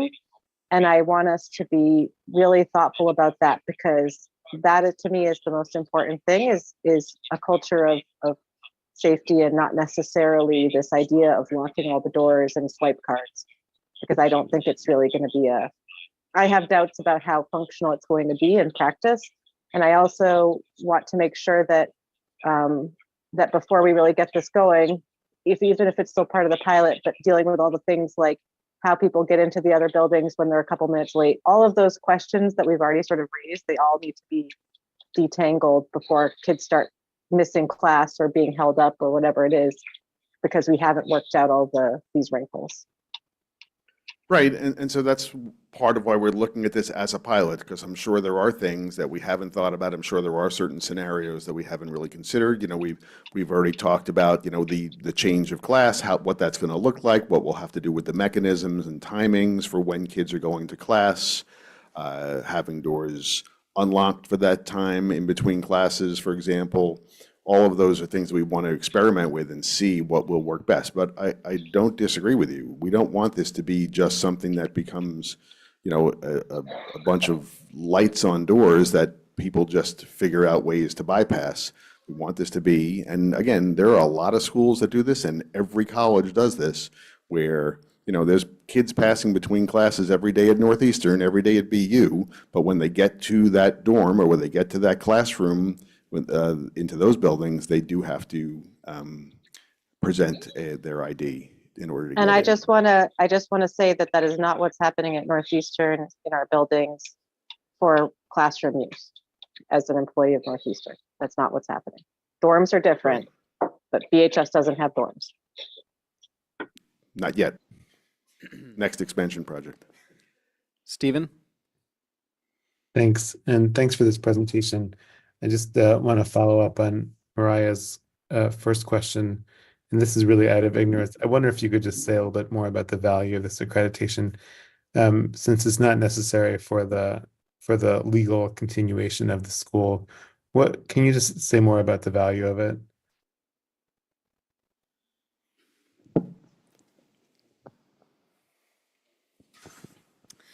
I just want to add that at least, and this was in the previous process, I went to Mount Holyoke College, and when I was getting my teaching degree, South Hadley High was not accredited by NEASC. They failed their accreditation process, and it had a hugely detrimental impact on that school district, because whether or not we agree right now, oh, we will or won't use it, you also have to think about, certainly for Brookline residents, what it means if someone's searching about the school and it says it's not accredited.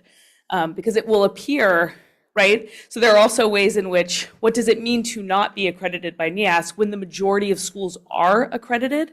So you certainly can take a political stance to say, we just won't do that.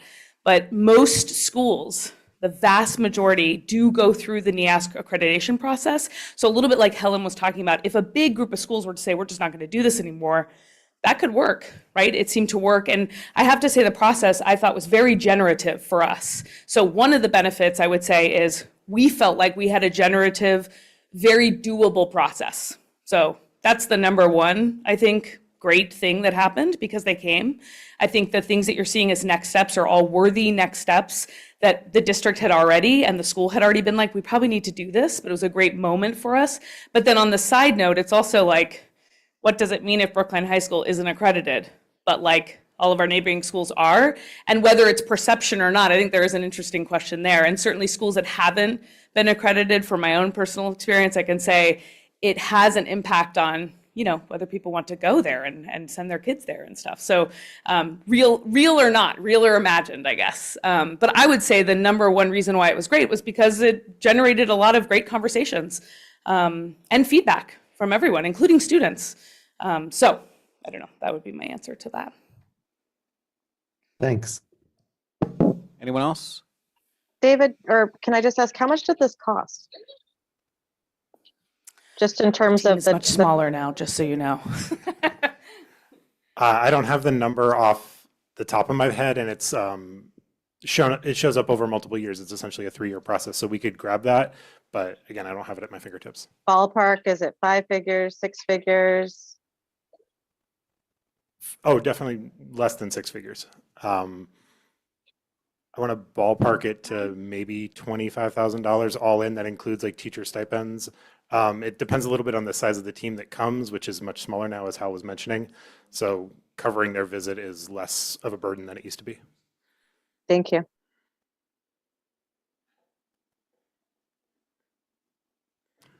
All right, so the next piece, which is also under one of the foundational elements, is this idea of a vision of a graduate.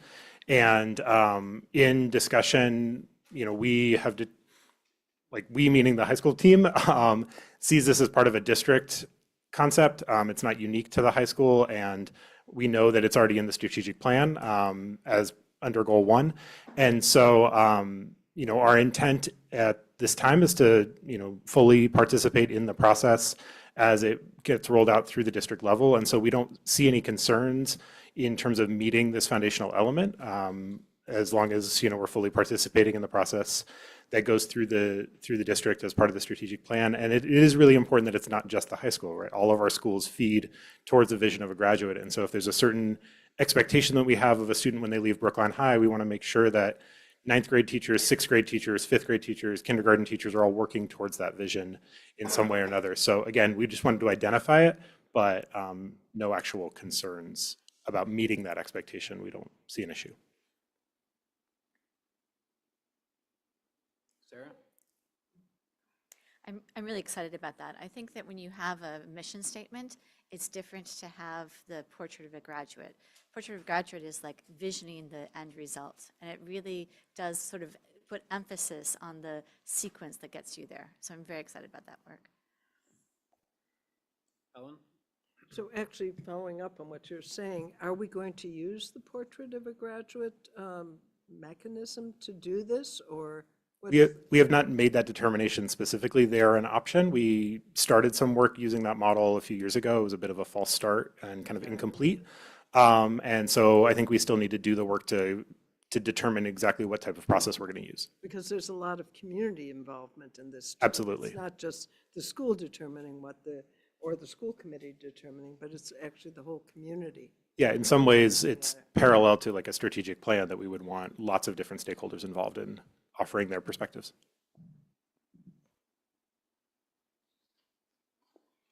All right, so the next piece is common practice. And so some of this work has already begun, as John and Jen were kind of referring to. Part of this process has helped emphasize work that Brookline High has already been talking about. And so the school for many years has talked about various common practices. And so through work that I've been doing, delivering professional development on things like formative assessment, as well as through our partnership with Landmark Outreach on different instructional practices, the school has been engaged in a professional development cycle that will run over multiple years. So teachers take one of 3 strands over a period of years, and they'll be adding additional strands for folks who have completed it. But really it's making sure that educators have a base, right? So we can say we need to have these common practices in place, but if we don't train people on how to do them, it's hard to have an expectation. And so that's been a modification to the faculty meeting schedule, so that once a month, the faculty meetings are professional development and folks break up into the different series. And so we really, when I say we, I really do mean the high school team. I'm just kind of on the side of it. But have been able to make sure that educators have access, because it's during the contractual faculty meeting time, as well as making sure there's enough space in the sessions. And so the session run by Adam Hickey from Landmark has something like a third of the school in it. It's about 80 to 100 educators. And then the SEED seminar for anti-racist practice and is the third session in addition to the one I'm running. And so again, we don't see any concerns about meeting this standard for the NEASC accreditation. And one of the steps will be taking, among the common practices that have been presented through professional development, doing some selection and narrowing down a number, probably 3 to 5, that there'll be sort of an expectation that everyone will have. And these are daily things that would show up in class, such as setting an agenda for learning and making sure to reference it. One of the, marking the midpoint of a lesson. Again, these are support structures that help all students kind of know where they are in the learning and know what's expected of them, so that they're not surprised or confused during class. Sarah? When you're looking at PD, can you help us understand the degree to which you like to use like sort of teacher leaders and teacher modeling, as opposed to having like an outside consultant to, a big name come in and present. And I don't mean just teacher leaders when like the same teacher leader is leader all the time, but professional development groups where there's like a bit of a rotating leadership sharing. Want to jump in? So really the intent for this round, because this is a real shift in how Brookline High has used faculty meeting time, was not asking teachers to be leaders at this time, to let them be full participants and really be learners, and to try to set a sense of common baseline.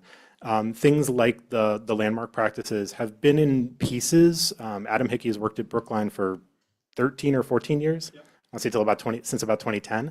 And so a lot of people have done that professional development. They may not be in that strand right now, right? They're in the strand either with me or they're doing the strand in seed.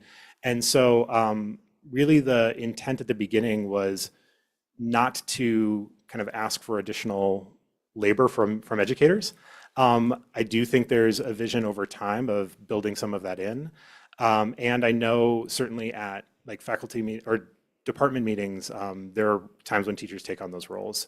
And certainly one of the educators, Brianna Brown, has been doing a leadership program. And so she's been alongside supporting the structure of the professional learning and making sure it's coordinated. So that answers a little bit no. Like not at this time. Okay. Suzanne? Yeah, thank you. Oh, sorry. Go ahead. Go ahead. Can I just add one more thing to what you said, Sarah? So we really tried to shake up how we're doing PD this year. And so there's been a structure of once a month formal PD, and Gabe's leading one strand of that, and Adam Hickey's leading another strand, and Darby Nafier is leading another strand. And that's a once a month work on assessment or differentiation or social emotional support. We've also really shifted our faculty meetings. Our faculty meetings tended to be like emails that could have been done as emails and people just talking at us. And so we've really shifted that model to focus on MTSS and intervention strategies, tier 1, tier 2, tier 3 strategies. And that's having much more engagement by different teachers leading different aspects of it. And so some of it is that we've developed like a small group cluster for all these faculty meetings where a different person leads each small group. So we're really trying to get trying to activate more of the teacher leaders within the school in different roles and change the way we do faculty meetings and change the way we do PD structures so that people are having an opportunity to step into their power as teachers and share what they're learning and what they know and guide other teachers through it. So we're trying a little bit of both. I think we've overcorrected in one direction and now we need to correct back a little bit, but we're getting there. And I think we started the year knowing what you asked, how are we getting more voices involved in the learning and in the engagement and not just the same voices over and over again. We also have a seed, right, so that's another strand. And did we mention teachers mentoring teachers? We also have a program for new teachers. Yeah, no, that's a great model. Yeah, it is a great model. And those are teacher leaders who are guiding our new teachers through induction into our school. Yeah. So, sorry, that's it. No problem. Thank you. Suzanne? Yeah, thank you, David. Yeah, thank you. So what I'm not hearing that I want to hear a little bit is professional learning communities. I'm not sure what you might call them, but this idea of maybe looking at work, looking at the curriculum, looking at using protocols. Does any of that sound familiar? Absolutely, Okay. and that's happening on the department level. Okay. So what we've been talking about has really been whole school professional development and sort of whole school structures. But I know within the history and in the English department, we have grade level teams that are meeting weekly, and we're reorganizing so that ninth grade teachers are getting together and developing common assessments, building activities that all ninth graders will experience. This month we talked about collecting work that we can discuss next year for norming and shared evaluation. So I think in the department level, we have some of that happening. Again, we're trying many strands at once to shift up how we're doing professional development, but we do have some memory of PLCs at the school and how small groups of teachers learning together can be really powerful. I mean, I do think it's powerful. It totally is. And I do think you can bring even district-wide professional development down to the smaller groups. So it's music to my ears to hear that you know about this and you're working on it. So. I would also add that our mentoring program in the second and third year for teachers. So the first year is really a building-based culture building, but the second and third year is a professional learning critical friends group model where teachers are bringing problems of practice. And really this year we've, I would argue, upgraded that with a partnership through the Harvard Educational Ethics Organization to really raise the types of dilemmas that teachers bring and highlight the ethical dilemmas that are inherent to education. That's a whole additional strand that the K-8 schools are also doing, but the high school second and third year teachers are doing as well. So following up then, so I'm a little confused. There's the department meetings, and what is the professional development then? Is it the whole school? Is it in the auditorium, or are we talking about a smaller group? Yeah, it's a few large groups. So essentially, high school teachers have some kind of meeting every Tuesday, is like a rough way to think about it. 36. Yeah. And so 2 of those a month are department meetings where teachers are in their history department or social studies department, math department, et cetera. Right. One of those approximately is a full faculty meeting. So that's the table groups that John was talking about. Sometimes that is sort of the large group informational setting, but more and more of those have been in the kind of the table groups that are mixed across departments, but it is the whole school kind of in the atrium of the 22 Tappan building. And then on the professional development meetings, which are again once a month, teachers are split into their strands. So all the teachers doing formative assessment are with me, which is about 50 or 60. We use one of the rooms in 22 Tappan that has the movable wall. So it's a double-sized classroom that I work in. Adam Hickey has such a large group for the landmark work that he's in the atrium. And then the seed groups are kind of in their seminar settings. I see. Okay, thank you. That's helpful just to get a sense of. Yeah. Do the teachers get CEUs for those? Or Yeah, PDPs. What is it? PDPs, professional development points. For profession. And then with seed, there's actually an option for graduate credit as well.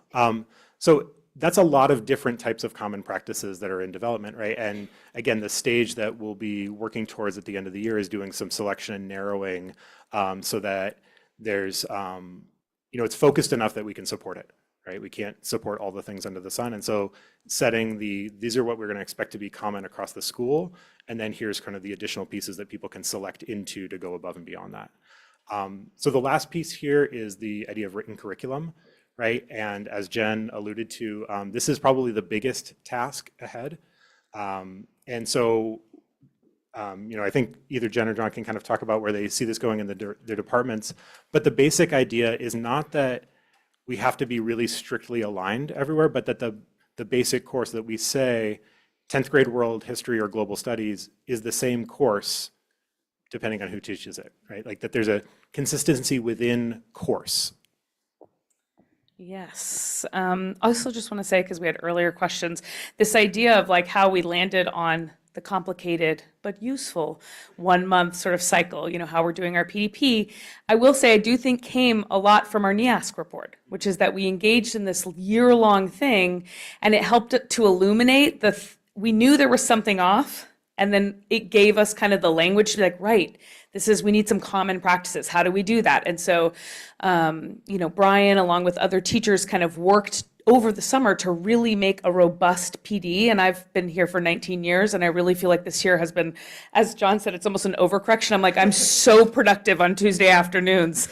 I miss the days of sitting in the auditorium sometimes. But the point is, NEASC, I think, is what pushed us into that direction, which is interesting. I think written curriculum is exactly the same. So the strategic plan says that we need to do this. So this is not NEASC coming up with an idea that we didn't already know. We want to have consistency at all grade levels, starting in kindergarten, moving our way up. So this is already in our district strategic plan. I think that as we talk about it as a NEASC team, most of this work will happen in the departments. And that is mostly being overseen by an administrative group that we call Coordinator Administrator Team, which meets every week with Anthony. And it's basically all the curriculum coordinators and the program leaders, so that we talk about large scale, how is this working for the school? And then I, as the social studies curriculum coordinator, go back to my department and say, okay, for social studies, what does this mean? And for us, we're really making quite a bit of progress, actually.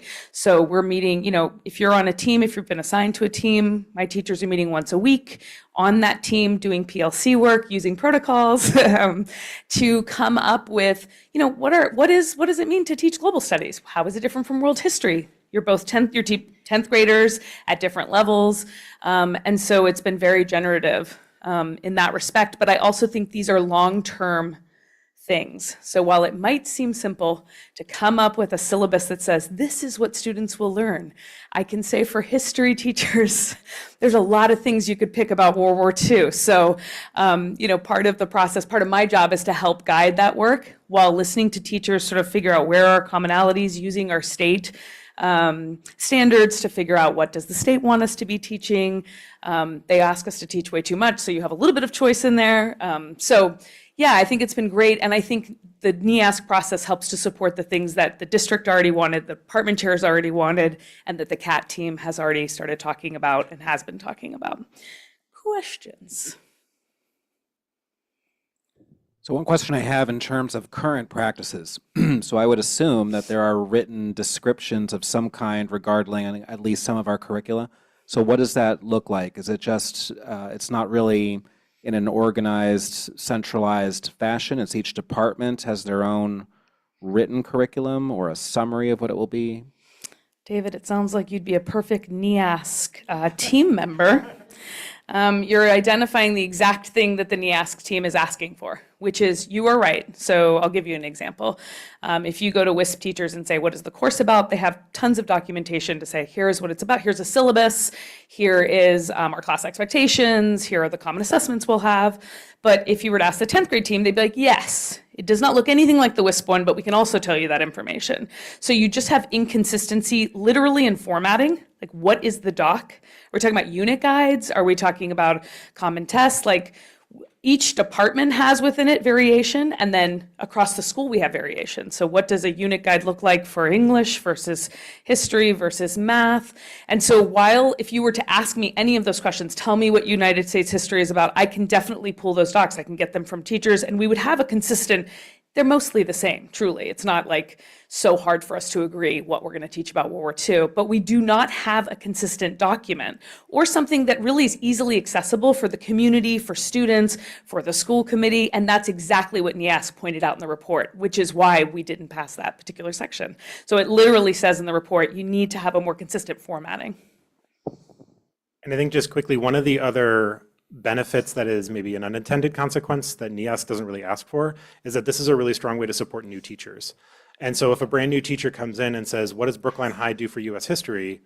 And we show them 5 different people's work and it's different, that puts the new teacher in a really hard position, right? But if we say this is sort of the default setting for US history, and then there's space for teachers to add their own flavor or add their, breathe a little bit more here, move a little quicker here, right? We're not expecting 100% like lockstep, day 5, lesson 5, that's not the expectation at all. But we again have sort of here's the core, here's the basic class that people can then work from. So again, a new teacher's not starting from scratch or trying to cobble together 5 veteran teachers' variations.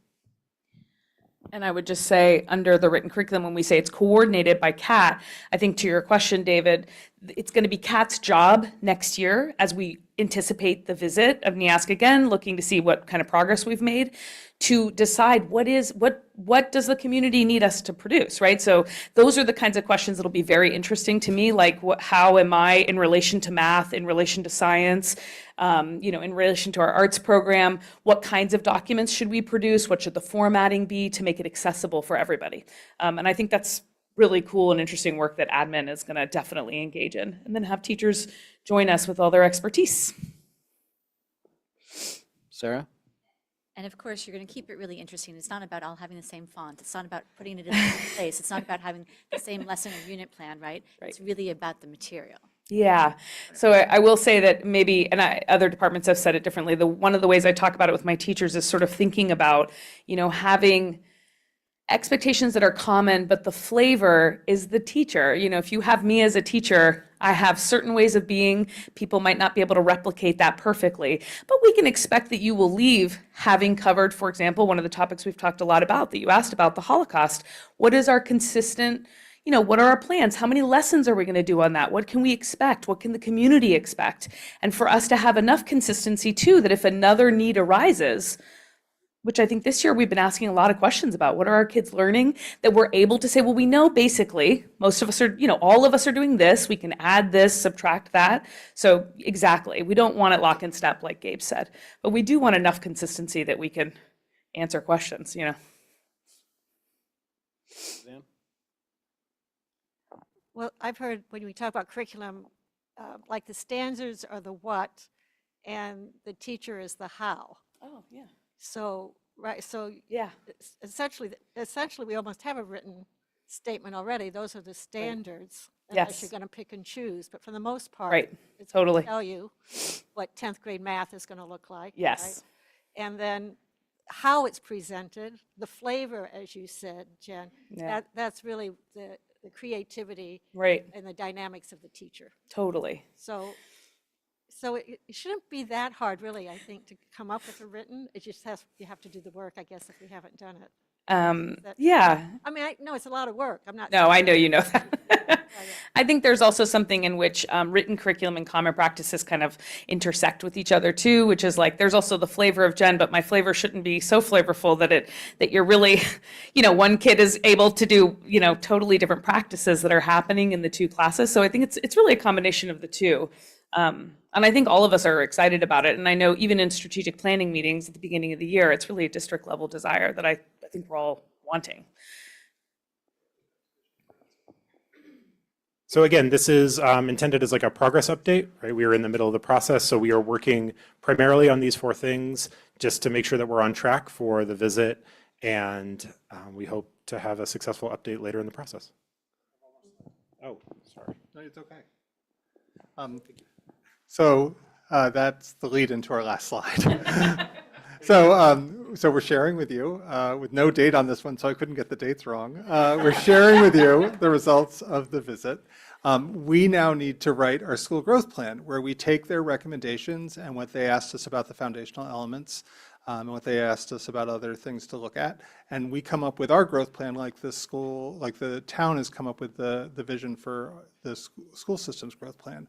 And then we prepare for their return visit in fall 2025, and I think that date's right. And what we have to show them when they return is that we've made progress on many of the things that they've recommended. Not that we've solved everything or that we have resolved everything, but that we're moving on the plan that we're implementing. So we wanted to talk with you about some of the things that we think are beyond our control and maybe we need your help with, like the safety of the building and the locking of the doors, the vision of the graduate, which came up, and also the things that we need to work on and develop for ourselves.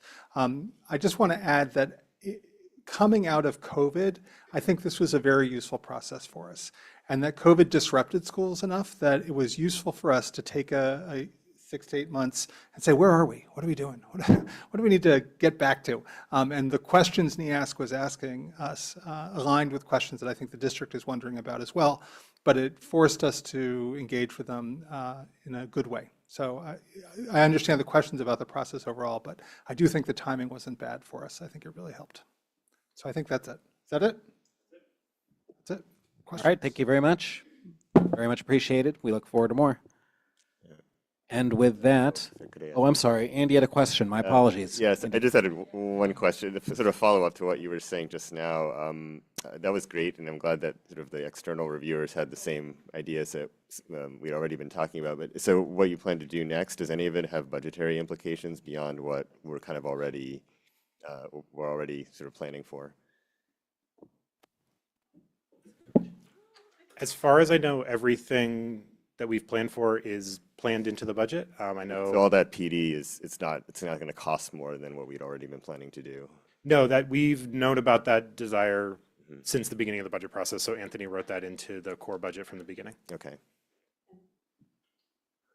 The actual cost of the visitors coming, that's also been. Yeah, I built a 3 or 4 year plan 2 years ago so that it can be carried forward. Great.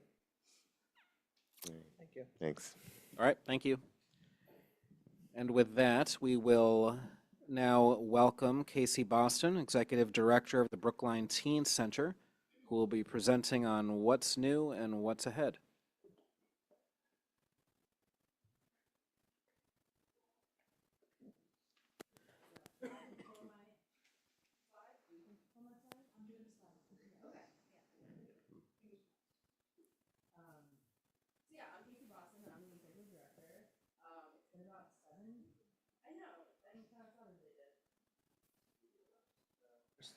There we go. Is that better? Oh, too much. I'm Casey Boston. I'm the executive director of the Brookline Teen Center. I've been there for about 7 months, and one of the challenges that I wasn't expecting, at least, was that a lot of people don't know about the Brookline Teen Center, or they have heard of it, but they don't really know what we do. And so I met with David a month or so ago, and he invited me to come and tell you all more about it, and hopefully other people can learn about it. It seems like exposure part of the problem. Am I the problem? The problem? Uh-oh.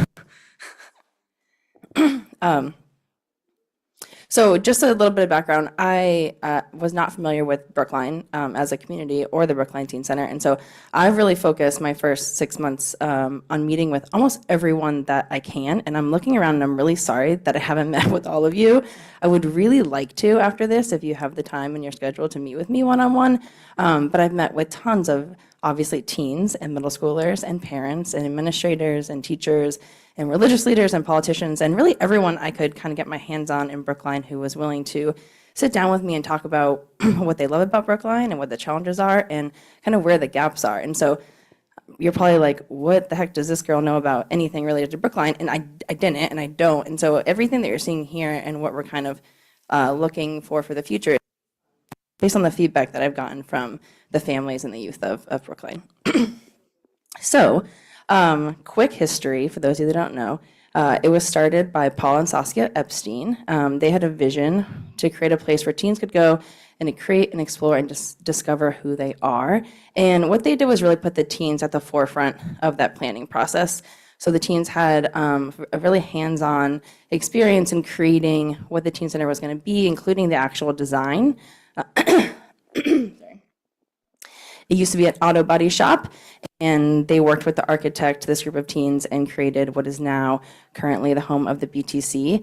And if you haven't been there, please come by and check it out. We have an incredible physical space, which I think is hard to come by in Brookline and the Boston area. So the building alone is incredibly impressive, and I think gives teens exactly what they need in an after-school space. So we opened the doors in 2013. And that mission of teens being at the center of everything we do continues to drive us. We have teen councils, they come up with the clubs and the activities, and they lead the majority of what we do at the Teen Center. And the adults are there to support and help people continue to make good decisions, but we kind of would let them take the reins. So one thing that's very exciting is for the first time ever in the history of the Teen Center, for the last 10 years, we are now opening our doors 5 days a week to 6th, 7th, and 8th grade students and our high schoolers. So never before has every age group been able to come 5 days a week, and that actually started like this week that we let in the 6th, 7th, and 8th graders all 5 days. So it's a really exciting progress, and again, that is one of the top pieces of feedback I got from teens and families when I started asking people was after-school programming for that middle school age group was a huge gap, and we're trying to fill that.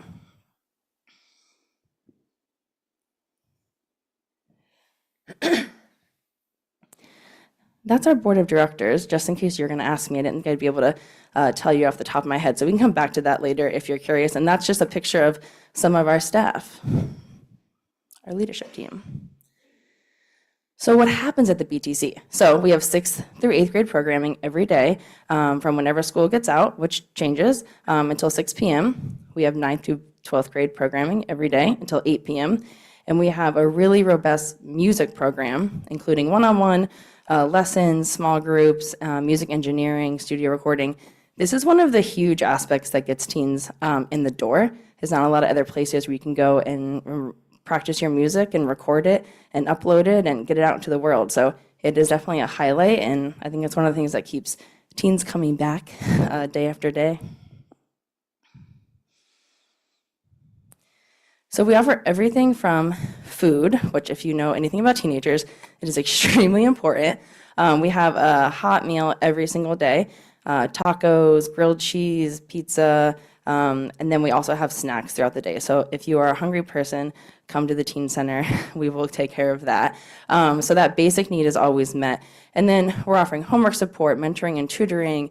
Really, we're trying to be a supplement to what's happening at all the incredible schools here and provide that wraparound service, that circle of care, help them to kind of go deeper into their academics in whatever way we can. So like everything else, it's very teen driven. Sometimes, believe it or not, they don't want to do their homework when they get to the teen center.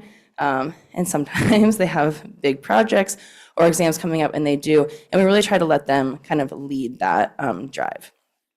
So outside of that academic support, we're offering social and emotional support, workforce development. We've done 3 HBCU trips now, taking teams down to North Carolina, done some college trips. We got a shuttle van donated, which was amazing. So not only are we picking up from the middle schoolers now daily, the ones that are outside of walking distance, but we're going on trips around the city and taking them on adventures that we wouldn't have been able to do before. And because it's teen-led, our programming changes all the time based on their interest and their needs, and we try to adapt with the needs. So some pictures here are a bunch of teens waiting at the counter to get fed, our weightlifting group, some bowling, and then some middle school boys playing the Minute to Win It game where you put the cookie on your eye and you have to like wiggle it down and catch it in your mouth. Here's some examples of some of the clubs. So we have over 30 clubs weekly that they can opt into, and this is just a few examples of what we're doing. So there's Supper Club, where every Wednesday they walk to local restaurants that have welcomed us, and they have a dinner out in the town.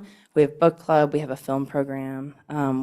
We have every sport you can really imagine, and cooking classes. Come by, it's a really cool place.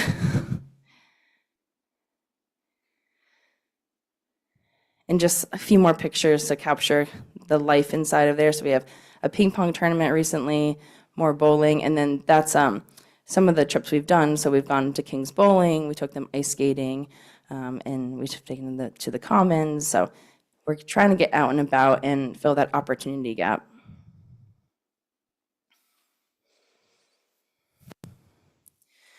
So who relies on the BTC? We currently have over 500 members. Teens sign up as members for the school year. We have about 75 kids coming per day. On Fridays, it's a little bit higher because things are just even more fun. So we're at about 100 people. We truly do welcome any student who lives in or goes to school in Brookline. I think it's important that all teens feel like they can come be in our space. And about 65% of the teens that are coming live in Brookline Housing Authority or are METCO students. And then that is a really quick list that I could come up with that is not extensive of the different groups that come and use our space. So all the time we get requests for groups to meet or have the gym or have their PD day there or their teacher staff meetings. So we're often opening our doors extra to accommodate those groups.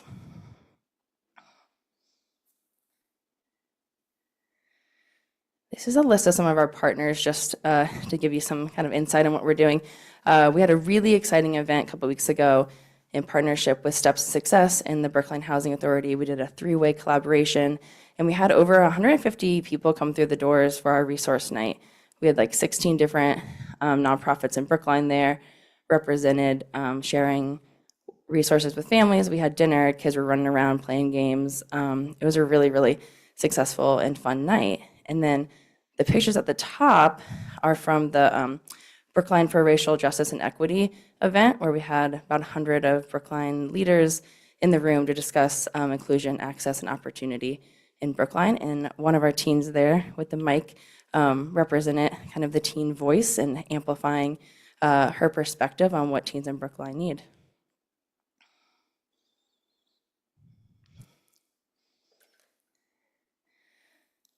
So the two pillars of kind of what I'm focusing on since I got here would be access for 6th, 7th, and 8th grade students to provide that after-school, consistent, quality programming, and teen jobs. The lack of teen jobs, the lack of funding for teen jobs was kind of striking. And so one thing that we're doing, and I'm really excited about for this summer, is partnering with Viking Sports. So we'll have their camps running out of the BTC, which is awesome for the young people of Brookline. It's awesome for the profit share that we're going to do. But I'm mainly excited about the jobs that it's going to open up for the teens. So they can work at the teen center as part of these camps, start obviously making income, but we also have a pretty robust training program. So they will get all of the workforce development skills, professional development, personal development, also figure out what they like to do. Because we still have our youthscapers positions, so teens will get to opt into youth development and childcare work, or supporting the town beautification and different landscaping projects, and kind of figure out what clicks with them. Because I think one of the most important things about having your first job is figuring out what you love to do and what you hate to do, and then kind of adapting. So trying to give teens options, but all teens, regardless of which position they have, will be engaging in our workforce development trainings. And then we'll be open after the younger kids go home for a teen drop-in. Teens can be there every day from 3:30 to 7:30, hanging out, eating food, playing games, and just kind of spending time together.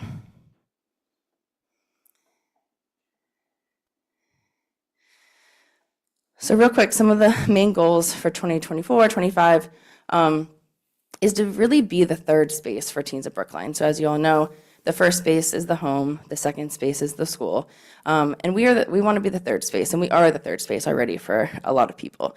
And third spaces are crucial to teen and adolescent development, and figuring out kind of who they are and who they want to be, and having the space to kind of develop that sense of identity. It's needed for not just teens, but for it to have a whole and healthy community. I think Brookline is and will be a better place when teens feel like they have this place to go to.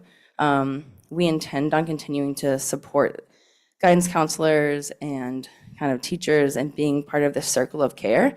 So really wraparound services for some of the teens in Brookline who need it the most, who aren't getting all of their needs met within the school day. That's kind of our focus on who we can really support and add that extra layer of care for. I'm really excited about our new partnership with Steps to Success. So starting next school year, their 6th, 7th, and 8th graders are going to be coming to the Brookline Teen Center every day as their after-school plan. So that's amazing for us because it brings 45 kids into our space to help us fulfill our mission. And it also opens up space for Steps to Success to have more resources going towards their younger students. So it's also helping them to fulfill their mission. So this is like, to me, a win-win-win. This is what partnerships are about. I think we're making each other stronger and better, and I'm really looking forward to having those students with us every day. And part of their kind of groundwork is really focusing on homework completion and enrichment activities. So we'll be doing that with all of our students, not just the STEPS kids, but really focusing on making sure that homework is done and they're getting that support before we move on to basketball and music making and art and all of the opportunities we provide. And then we want to continue to support the public schools of Brookline. So we offer space right now. Tons of groups are coming to our space, staff meetings, PDs, workshops, clubs. It's happening really inconsistency right now in how it works. And so I would love for moving forward for us to have more of a general contract. Right now, if you reach out from the club, we have a rental agreement that goes out. You have to provide kind of like your insurance information. We talk about, is this a free event? Are you making a payment? Is our staff coming in early or staying late? And what resources are you using? And kind of like, how do we support every group and club, but also keeping our doors open and helping our budget? So I would love to move in a direction where we have an agreement that all groups in the public school system can and should be using our space whenever that would benefit them.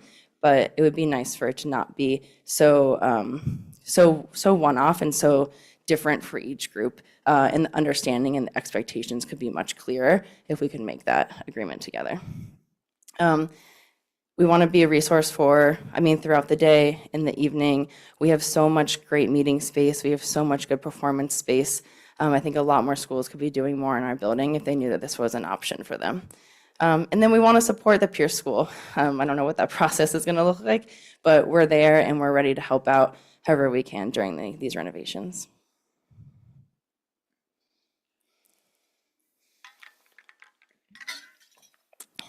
I'm sure you're wondering, where's all the money come from?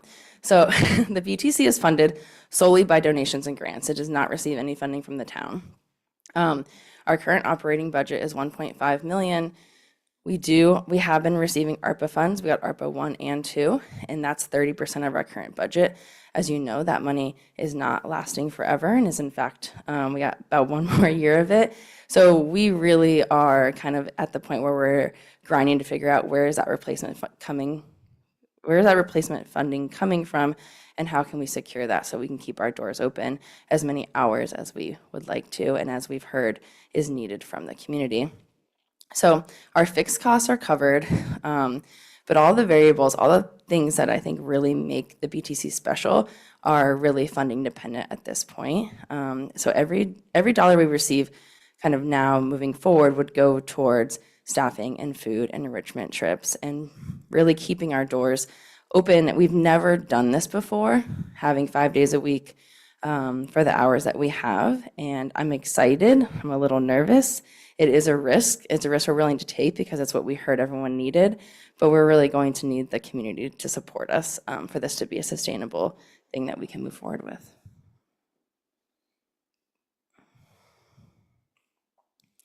Shameless plug for our gala. I really hope you can all be there. It's going to be a super fun night. Don't worry, I'll email you more information.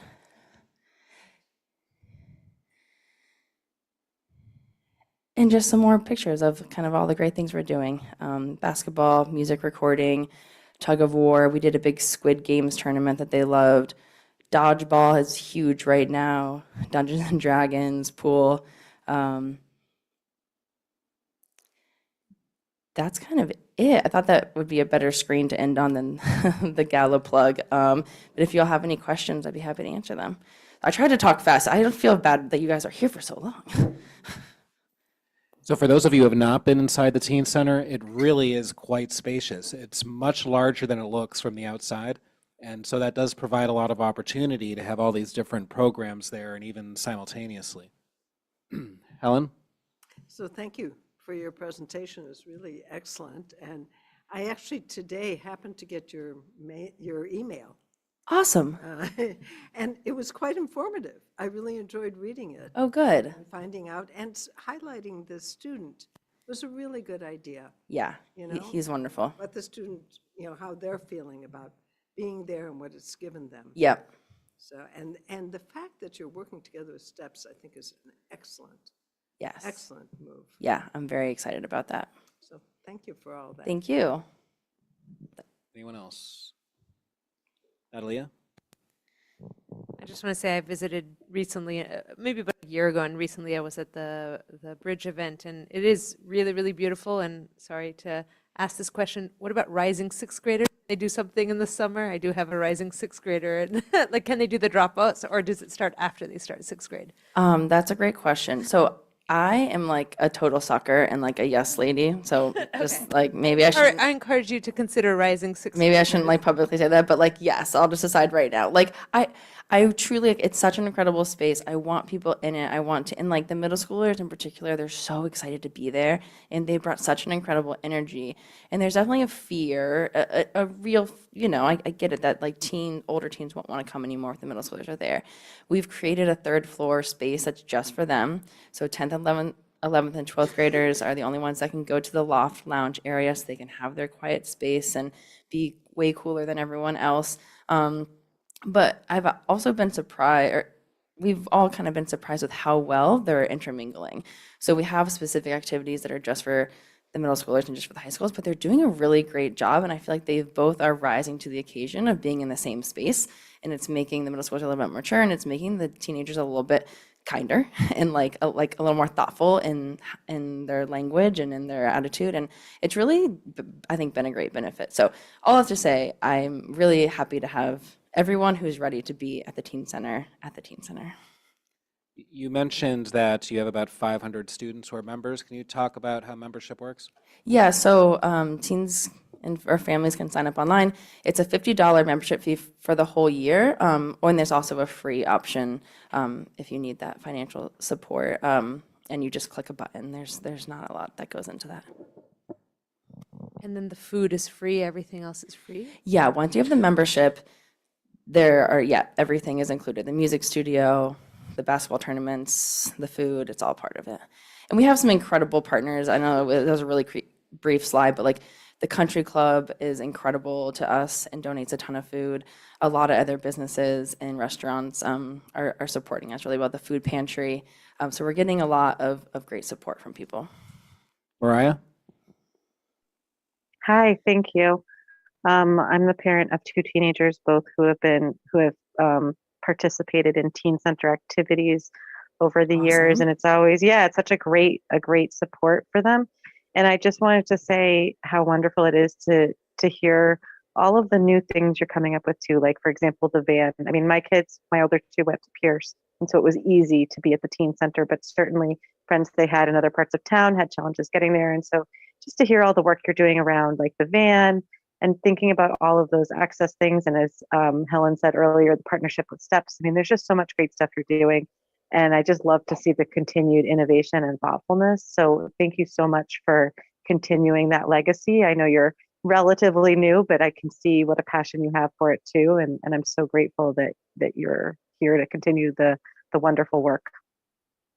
Thank you. I appreciate that a lot. Sarah?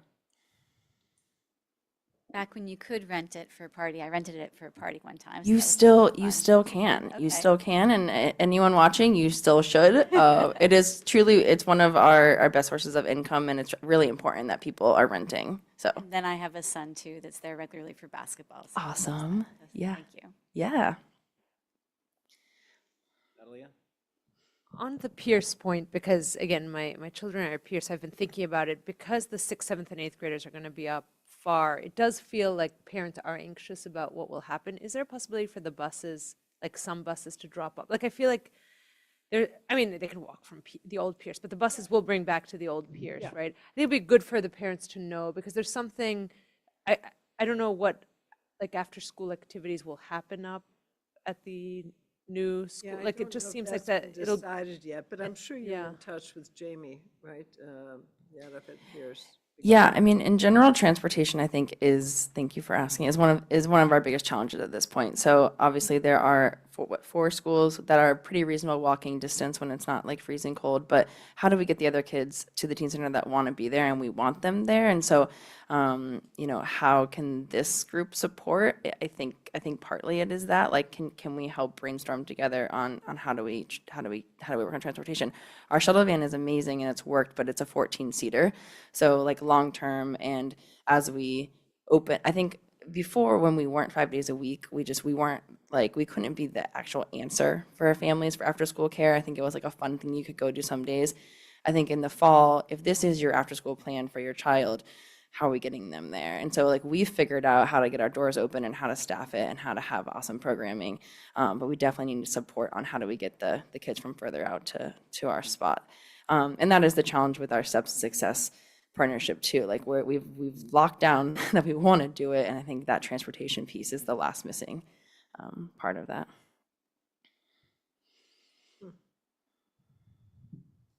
Anyone else? All right, well, thank you very much for coming in and for this presentation and for sharing the great work the Teen Center is doing and its vision for the near future. Thank you so much for an invite. And truly, come by anytime and see it. And I will email Betsy, so you can send out my info. But I really would love to have a one-on-one with a coffee with each of you if you're willing to do that. I appreciate it. I'd like to put in a plug again for the Teen Center Gala. It's really a fun event. I can't go this year. No, really? But I know. Saturdays in May are risky. I really recommend it if you have a chance to go and see it. Yeah, thank you. It's fun. We know how to party. All right, thank you. So with that, we will move to our next agenda item, which is the FY 2025 budget update. So at this juncture, the budget number remains the same. We did see some information that the House is looking to increase the Student Opportunity Act portion, bringing that up to $104 per student. So on the House side, How much are we getting now? 30. So it could be a $70 increase per student. That could We're be minimum, nice. yeah, we're minimum aid, so we. Yes. Yeah. So we'll continue watching to see how that makes its way through the Senate and final budgeting process. But my purpose for grabbing the mic at this juncture is to say that the schools met with the the AC School Subcommittee on April 3rd and 10th. And last night, the school subcommittee did vote to send our budget allotment to AC for full consideration. There were some questions and helpful suggestions on how to make our presentation even stronger. So our group is going to work on those aspects and include that going forward. Mariah, is there anything else to add to that? No, thank you. Anyone else with anything FY25 budget related? All right, in that case, we will move to a bittersweet portion of the meeting, which is a farewell and thank you to departing school committee member Dr. Natalia Linos. And I know you were only with us for about a year, but you've certainly left an indelible imprint on school committee. You've brought some very important perspectives. Early on, you looked at a lot of issues through your public health lens and many other lenses thereafter. And thank you very much for everything you've done for the school committee, for the Brookline community. I understand that you're moving on to a new position, and maybe you'd like to describe a little bit about what you're going to be doing. Thank you, David. And it is indeed bittersweet. Actually, this has been, I don't know, my favorite extracurricular activity. My husband, it hasn't been his favorite, but it's it's been so nice working with all of you. Like I have learned so much, and I felt genuinely like this committee works so well together and really respectful, and we disagree and and we agree on some things, and I have never doubted anybody's intentions and desire to sort of, like, I think we're aligned on that, and so it's been really fun spending so many hours together. And I am going back to the UN, so I'll be at the United Nations Development Program, and I'll be in a role, in a health role, but I'll be working on I'm an advisor on the determinants of health, so not health care, like the environmental, social. The portfolio that I'll have is, and the UN has the global team, the policy team in New York, so that's where I'll be, and then there's regional teams and country level teams, and policy sort of advises on how do you support countries that are dealing with big issues, so climate and health, AI and health equity are going to be big ones, and I will probably have the gender-based violence portfolio, which is one that actually my PhD was on gender-based violence, and I've always done some gender work. So, I'm delighted, and I go back between kind of the very high-level policy to the very, again, my husband laughs at me sometimes. I'm listening to Tom Brady about the one tree in Brookline, and I actually get quite excited about, the very local, and obviously at the UN, that's not what I'll be doing. So I will miss the very tangible nature of school committee that we're talking about, specific individuals and specific kids, because it will be very, very, very big picture. But I promise that I will bring some good examples from Brookline and from Massachusetts, like the initiatives. I mean, I have struggled with things being in a town where it feels that, we're talking about getting rid of, say, fossil fuels from future buildings, and knowing that the UN and WHO is still recommending gas because the alternative is, burning wood in houses, and sort of like the inequities at the global local scale has been difficult because in these two fora, you sort of recommend very different things. You like get gas out of Brookline, put gas into, these kind of poor communities. And so there are some struggles, but I'm hoping, anyways, that is to say that I'm excited to be at the global scale, but I will miss a lot of what we do. And thank you for welcoming me and for even the 1 year. It has felt like it has been a difficult year, and we know that, and my perspectives have maybe not been aligned on everything, but I've been grateful to be part of this team. I really have. Anyone else like to have some words? Andy? So Natalie, I remember being really excited when you decided to run for school committee. And since then, I think we've thought differently and often voted differently on quite a number of things. But for me, you've always been a warm and trusted friend on the committee. So I'm really going to miss you. But I'm glad that you now have a chance to make a difference on a much bigger stage. So, yeah. Anyone else? I'd like to say a word. I mean, I think you've been an amazing addition to the committee, and we don't always agree, but it doesn't matter. We can we can disagree in an agreeable manner, and I think that's what happens here with all of us.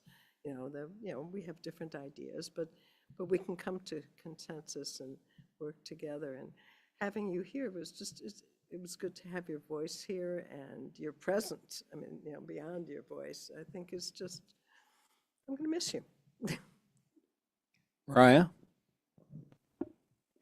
Natalia, it's been such a pleasure working with you on the committee. Like Andy, I was so excited when you chose to run last year, and it's been such a treat to have you. And one of the things that I most appreciate is that, your opinions are informed by your brain and they're informed by your heart. And those things really are so potent to see such a position of care and empathy for the community, backed up by all of your experience and your worldview. And so I'm really grateful for the time that we've had you, and I wish we would have you even longer, but I'm very excited for your next chapter, and congratulations. Stephen? Natalie, I'm really going to miss having you in the school committee. I'm going to miss having you in Brookline. I think I agree with you a lot. I'll miss that too. And it's just really nice having you in the school committee. I think you're really courageous. I think you are uncalculating. You just say what you think and you feel, and you vote how your integrity demands that you vote. And I respect you and I admire you, and sad that you're leaving. But I'm glad that you have opportunities that await you. Anyone else? Suzanne? Well, I feel like I'm losing a neighbor. You're just down the street from me. So, but I do want to thank you for everything that you've contributed. You asked just wonderful questions, Natalie, things that perhaps I haven't even thought about, some of it from your own experiences, and I think some of it from your academic work that you've done, and that you really brought those inquiries and those deep questions that came to the whole committee then, and we had to think about them, and that was a lot of hard work. Our loss is a global gain, but we will probably be here for a while, so when you decide that you're ready to go back to local, come on back. We'll welcome you. Best of luck. Anyone else? Just want to say it's been a pleasure to have you on committee and a delight to work with. So wishing you all the best in the next leg of your journey. So on that note, we do have a little memento. You can remember us by. Very welcome. Thank you. Thank you, Andy. And you should know it's Andy's fault I joined school committee. My fault. The truth comes out. He called me and guilted me into running.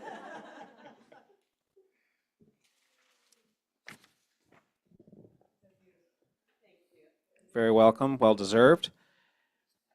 And now we go back to business, so you don't leave yet. All right, school committee actions. Proposed statutory revision to the Student Code of Conduct, second reading and possible vote. Do we have Lisa here? Okay.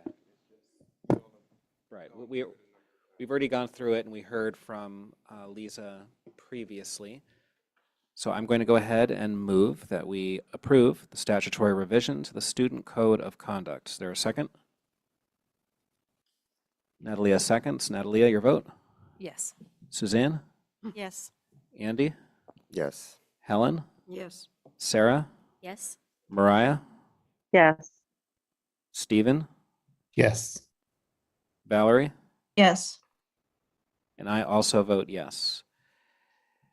Now we will move to discussion and possible vote to approve memorandum of agreement with AFSCME, 12-month full-time food service driver. So you should have in your packet the notice. This is a new position that's being added to the AFSCME unit, and it's a food service driver for a 12-month position. So Liz, our council, worked on this on our behalf and is recommending that we recommending the committee adopts this agreement. Any questions, comments? Helen? So does this get paid for out of the food service budget? I don't have any of the specifics in terms of the funding aspect of it, but I can get clarity on that for you. That would be Susan worked on this with Liz, and but any of your specific questions around it, we can get those locked in. Mariah?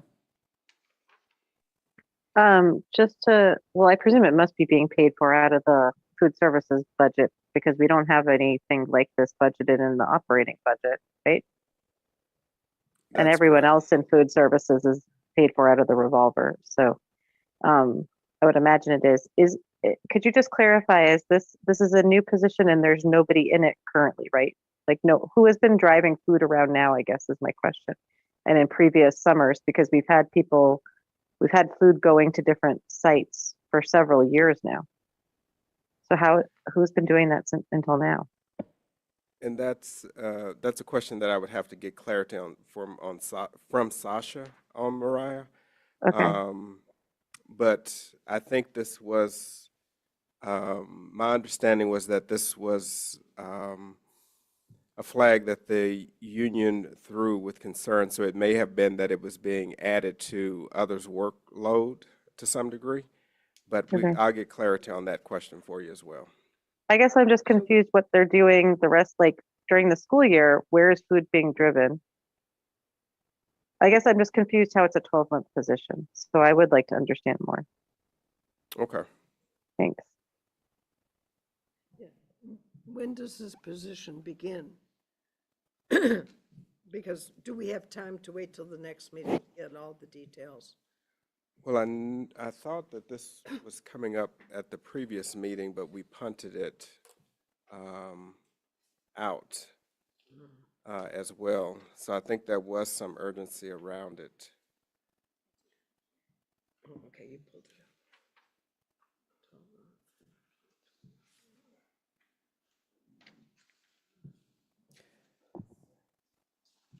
Now, this was negotiated by Dr. Givens, correct? Yep, and Liz.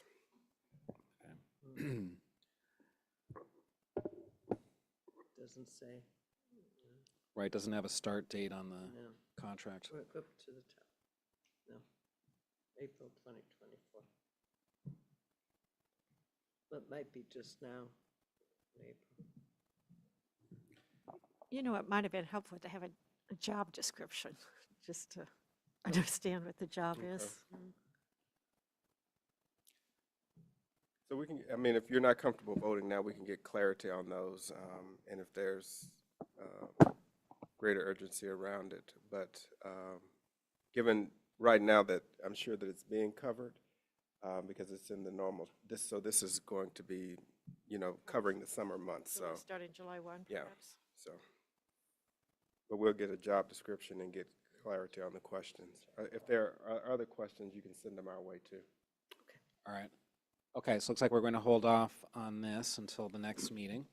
So that brings us to subcommittee and liaison reports. And first up, Helen with capital improvements and a review of our deferred maintenance submission. Sure. Our deferred maintenance mini CIP, we call it both, and it's a combination. So the capital subcommittee hasn't met for the last couple months, but we have gotten together the CIP together with input from principals and input from Susan was involved with it, and Karen King and Mariah was also involved with this. We looked at all those deferred maintenance that we'd had over the years and made a spreadsheet and figured out how to do it in different years. So for this year, we submitted to Melissa for the CIP the funds that you see for, or the projects that you see in fiscal year '25. At those schools. I mean, the only school that we're not touching, as you can see, is the high school, which still, actually, that's not true. Because there are oh gosh, I think this is the wrong list. Because there is the high school, there's $125,000 in this for the high school tables, the cafeteria tables. That's not in deferred maintenance though. That's in the fixtures and failing fixtures or whatever it's called. Oh, Being FF&E. fixture. Oh, Yeah. okay. Thank you. Thank you for that correction then.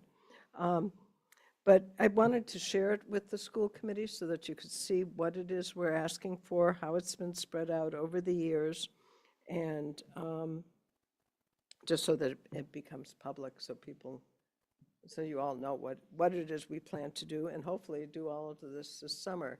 I'm not sure, and it's a lot of work. $1 million to spend in 2 months is not easy.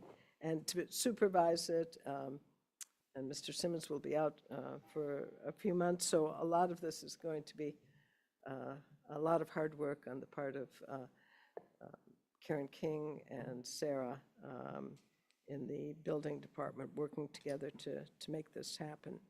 The greater majority of the money last year, I don't know if you remember, we spent on Lincoln School refurbishing, not renovating, but freshening up the school. The school was opened in '97, I think.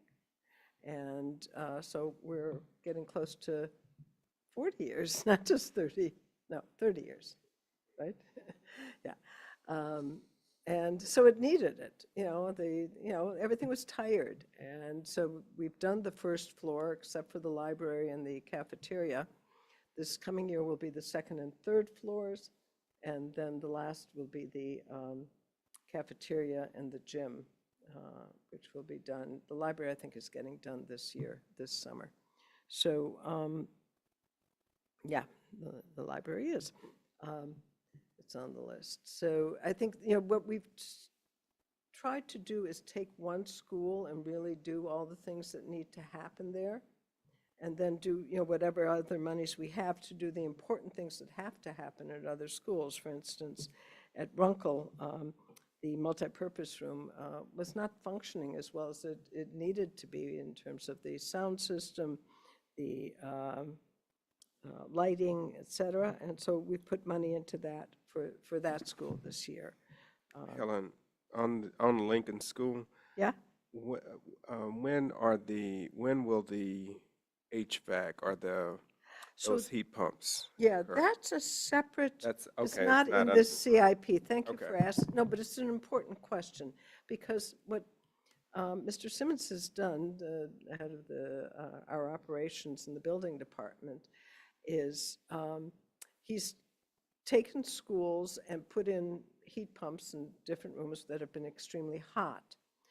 Once he can then get money back from Eversource for those heat pumps, and then he uses that money to then purchase new ones for other schools. I can't remember who's up for this year. I don't know. Mariah, do you happen to have that or remember? I don't remember off the top of my head. I'm Yeah. sorry. But we can try and get a listing of who is going to get it this summer. he goes from the most dire circumstances and works down from that. And I think it's been a really good way of using our money wisely and getting with the rebates to be able to then buy more and continue the process.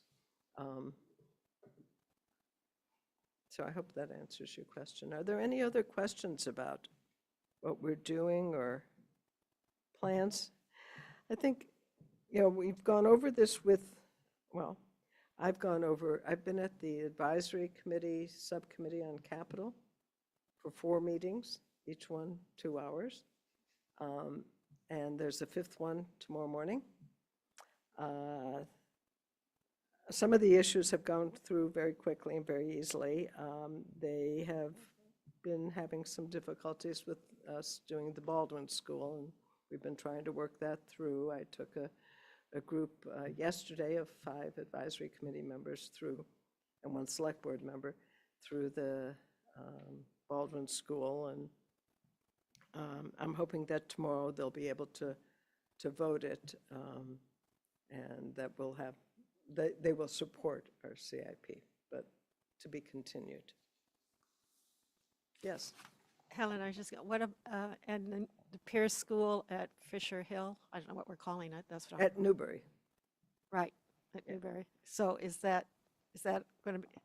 Oh, that's. Work done this summer, or is that all? So so first of all, the funding source is different. It comes out of the project. Right, okay. And it is well on its way to being finished. And there may be one item up there that's not clear how that will get funded in terms of putting in a basketball net, not net, what is it, the system? A basketball hoop, but you have to have a stand. Oh, a stand and everything, whatever it's called. And in the parking lot, we're looking to try and do that, but we have to figure out if that can be accommodated within the project or not. The Lincoln School is mostly just cleanup and not much real work that needs to be done there. And wasn't there a tunnel at the high school, or? So that's an interesting, yes, thank you for bringing that up. That was actually been discussed. So at the high school, so if you're looking at the front of the high school, there's an entrance to the right between the Schluntz gym and the main.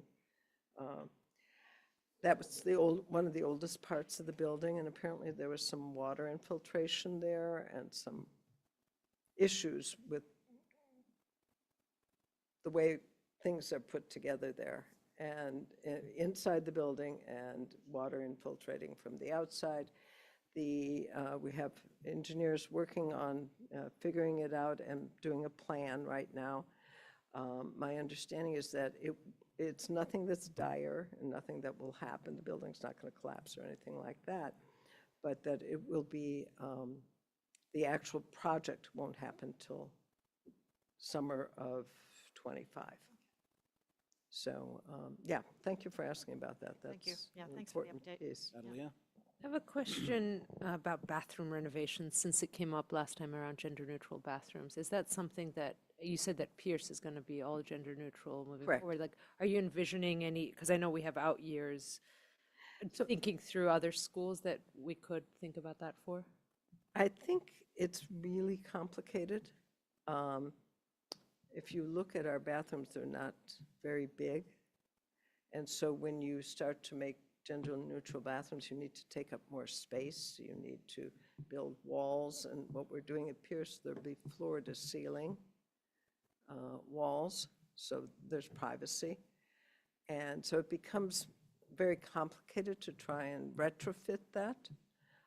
That's not, and I'm pretty sure all our schools have at least a few gender-neutral bathrooms.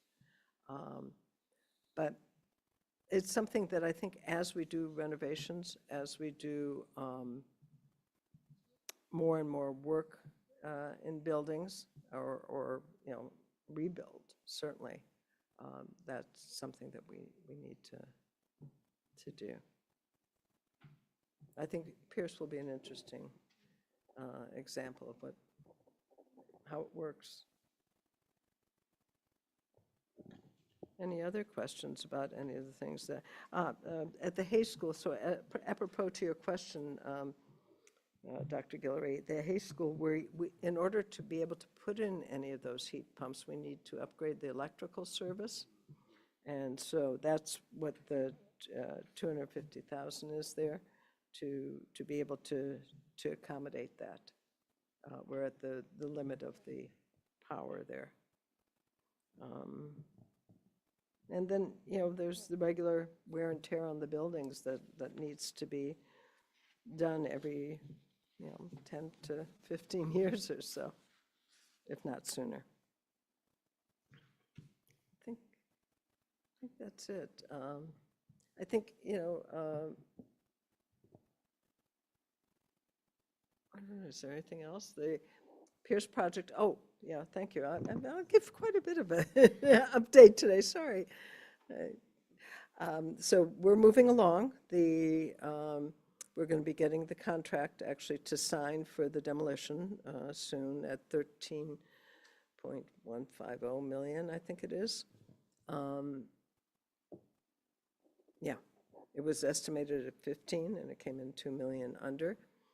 There will be some community meetings to talk about the Pierce Project on April 24th and May 22nd. Actually, we're going to be doing them here in the school committee room.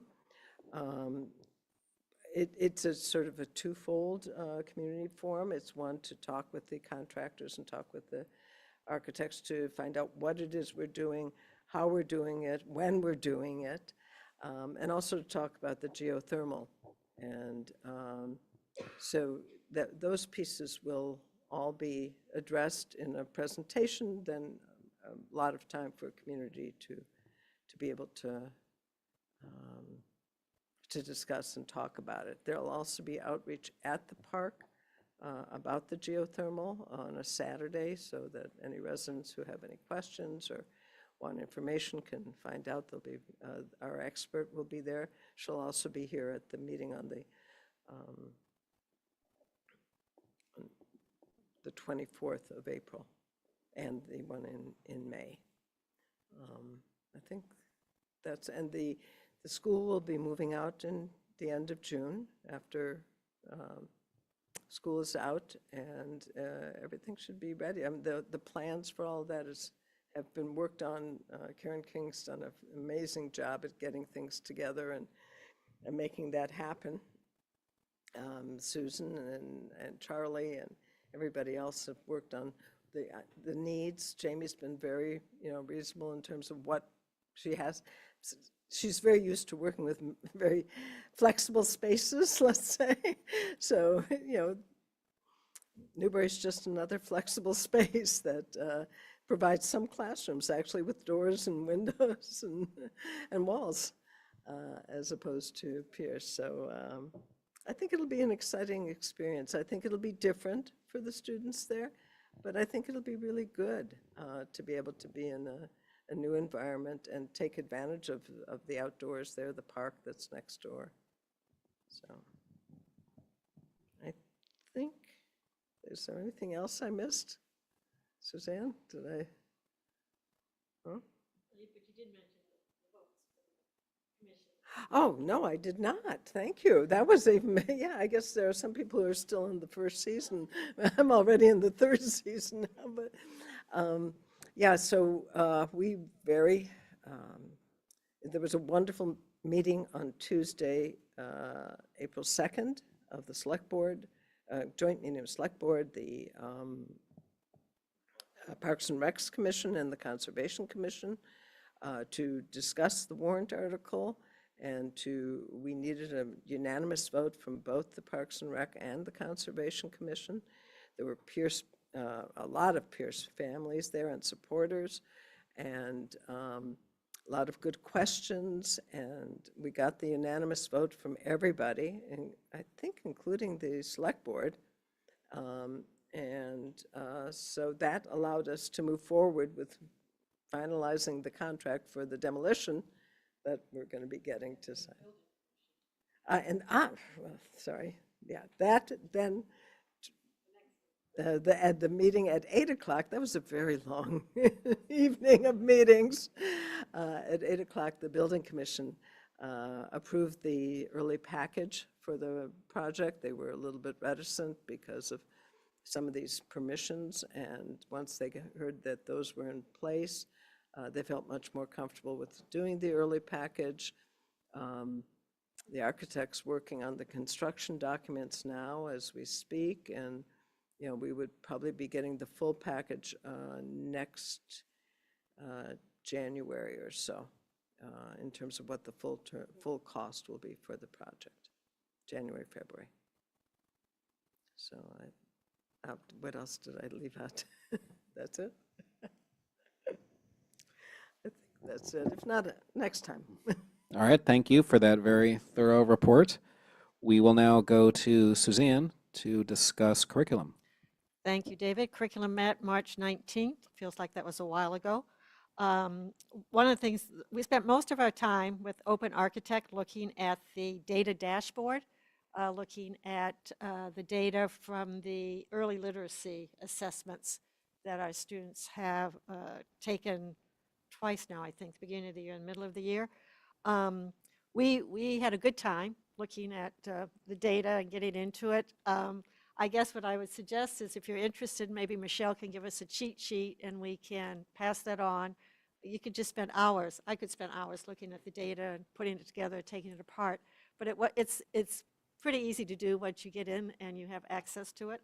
And there's just a lot of meaningful assessments and just information to help you understand, really looking at trends. Teachers are learning how to do it at the student level and the classroom level. We were looking more at district level and trends for the district. But so that. Well, what was the story that the data told us? Which story? I mean, you looked at all the data on those? No. Just on. We were learning to use it, yeah. We didn't actually come to conclusions or identify trends, but we did that. Then we did spend a few minutes talking about the Student Opportunities Act, which now the committee has voted on at March 28th meeting, and it really does follow our strategic plan. So actually it was quite helpful that Jody had the strategic plan and she could just fold that into the Student Opportunities Act, is it called Act? Plan? Student Opportunities Act, the plan for that. And then she mentioned that the new literacy program will probably cost $1.5 million over 3 years. A lot of the coaching will come from the publisher, but they haven't decided on the publisher for the curriculum for next year. The literacy review will probably be ready in May. Is that right, Linus? I think sometime in May we should have a review from Office of Teaching and Learning on what they have, what the review recommendations are and the findings. And that was about it. We had not world language, no, we had the English, 9th grade English on the agenda, but the high school team has asked for a little more time to think about what they want to do for next steps in terms of the unleveled course in English in 9th grade. So they will continue next year as they have this year, and we'll have some more conversations about directions we'll go in the future. And our next meeting is somewhere, April 30th, I think. April 30th at 4 o'clock. Thank you, that's it. Suzanne, can I ask a question? Sure. Is there an ETA for the decision on the literacy purchase? On the literacy coaches? Purchase, the purchase of the. Purchase. Yeah, no, I don't know exactly. I would I really think Dr. depend Fortuna's on the review. call. Is she? Okay. Jody, is there a ETA for when that purchase is going to be made? Our hope is over the summer. We need to convene our team to evaluate a few options. And once we've done that, hopefully over the summer, we'll purchase and be ready for a launch in the next school year. Oh, so it's not for a September launch? I don't think we'll be completely ready for a September launch. It may be after the first quarter, once we get all the professional development and training done ahead of time. Okay, I'll follow up with you about that later. I'm confused Okay. about that. Thanks. Thanks, Maria. All right, Valerie, diversity, equity, inclusion, and justice. Mine is going to be so short, comparatively speaking. We met on the 1st of the month and looked at OE's data on bullying and discrimination in the district. It was great to have Claire present us with the initial set of data to look at bullying and harassment by category and work with them to refine that a little bit so that they come back with a bit of a deeper dive on some trends and to see whether there are any trends in terms of types of discrimination that we're seeing. All right, thank you. Suzanne, back to you, negotiations. We met with the BEU on March 26th. We are looking at the BEEP program and any impact on our teachers and with the contract. And so there's been a response back and forth, and we just sent them one about their concerns. We sent them a response, and we'll wait and hear where we're going next with that. Sorry, I got a little cross-eyed there and went out of order, but thank you very much, Suzanne. Mariah, finance? No updates beyond those that Linus provided earlier, and we meet at the end of April. I believe the next date's the 24th.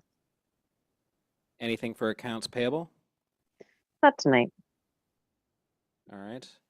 Valerie, government relations? No update. All right, so for policy, we met earlier this week on April 9th. We began by discussing the public art on the outside of school buildings draft policy. As part of that discussion, we were addressing whether or not we would want it to include art installations that are large scale, that are inside the buildings, in addition to outside. Ultimately, we decided that we don't really need a policy on this because it was brought to our attention that the Brookline Arts Commission would like to be invited to participate in providing guidance around some of these decisions. And we determined as a subcommittee that we could engage in that outreach anyway, and we don't necessarily need to have a policy around reaching out to the Brookline Arts Commission and other potential stakeholders. That would just be part of good government, and anytime that we are seeking that assistance and input and feedback, we would certainly reach out to them and to anyone else with an interest in art installations at our schools. So we did not move forward with that policy. Then we also ended up discussing the revised assignment of students to schools policy. And what we landed on there was to remove the portion that talks about students being able to remain at the same school even if they move to another location within Brookline, and to have that as a standalone pilot policy for a one-year period so that we can measure whether there are many families who make that request to keep their students in the same school even if they move to another part of town, so that we can figure out whether it would become too unruly to maintain that as a policy. So it would be 1 year to start. Maybe we would renew it, maybe we wouldn't, because in terms of getting the data as to how many people would make the request, we would never really know that unless we actually affirmatively say, okay, you can stay at the same school even if you move to another town, and just see what happens. Sorry, excuse me, within the town. I'm getting tired. Within Brookline. You still need to live within Brookline. Another school, correct. So we're interested in pursuing that as a pilot, and the subcommittee unanimously voted for a referral for that pilot policy. Helen? You're not changing the open enrollment part of the policy where somebody can, if there's space available, ask Correct. to go That- to another school. That still stands. No substantive changes there. There have been some relatively minor modifications to other portions of that policy, but the part that we wanted to take out as a standalone was the one about being able to stay at the same school even if you move elsewhere within Brookline. Then we also had a presentation regarding hate incidents and the reporting data that we have so far on it. That was followed by a discussion of an updated draft on the hate speech policy. There was a very vigorous discussion around the hate speech policy, but ultimately the subcommittee recommended by a 3-1 vote referral to the full committee. We will certainly have further discussions on it. Anyone who was at that meeting, would you like to talk about what your positions were on it or what you feel needs to be worked on? No? Okay. So then, did Stephen raise his hand? No. I was going to take you up on your invitation. Sure, go ahead, Stephen. Just to say, David, that I drafted a new version of it with comments that addressed areas where I had been concerned. So I'll send that along to you this week, and you can do with it what you will. All right, thank you. So even though we had a split vote, it was still a very collaborative discussion, and so I appreciate that Stephen is providing some of his proposed revisions, and we'll next discuss this at full committee. Go ahead, Natalia. I mean, I'm not on the subcommittee, but I think an important distinction when they were showing us the data is that we collect number of reports, not number of incidents. And I would advise that we have another column to say, like, if one incident that everybody observed received 20 reports, at the moment you would get 20 reports and you wouldn't necessarily know that there were 20 incidents or one incident. So really using, for whatever data collection comes back, making it clear that they need to, if they can, clarify how many incidents they're talking about. I think that would be really useful to have both, I guess. Yes, thank you for bringing that up, because that is a very critical point of information that was, it was part of our presentation because Christina happened to include it as one of her examples. But more broadly speaking, we wouldn't know if the 50 refers to 50 distinct events or 50 people reporting the same incident. And so that is an important data point, I agree. Mariah? I was wondering if you have scheduled yet the discussion or the first review of the class size guidelines, if you'd already gone to the building leaders to talk about it. I don't think we've scheduled that yet, but we can get to that soon. Okay, thank you. All right, are there any additional liaison or other updates? Seeing none, is there any new business?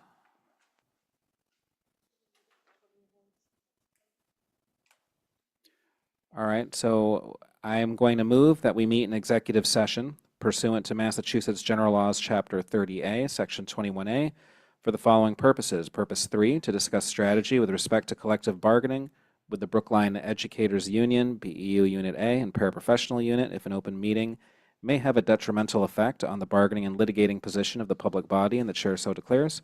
And purpose 3, to discuss strategy with respect to collective bargaining with the Brookline Educators Union, BEU Unit A grievance, if an open meeting may have a detrimental effect on the bargaining and litigating position of the public body and the chair so declares. And we will, is there a second? Andy seconds. Natalia, your vote? Yes. Suzanne? Yes. Andy? Yes. Helen? Yes. Sarah? Yes. Valerie? Yes. Stephen? Yes. Mariah? Yes. And I also vote yes, and we will not be returning to open session. So good night for those who are watching. Recording stopped.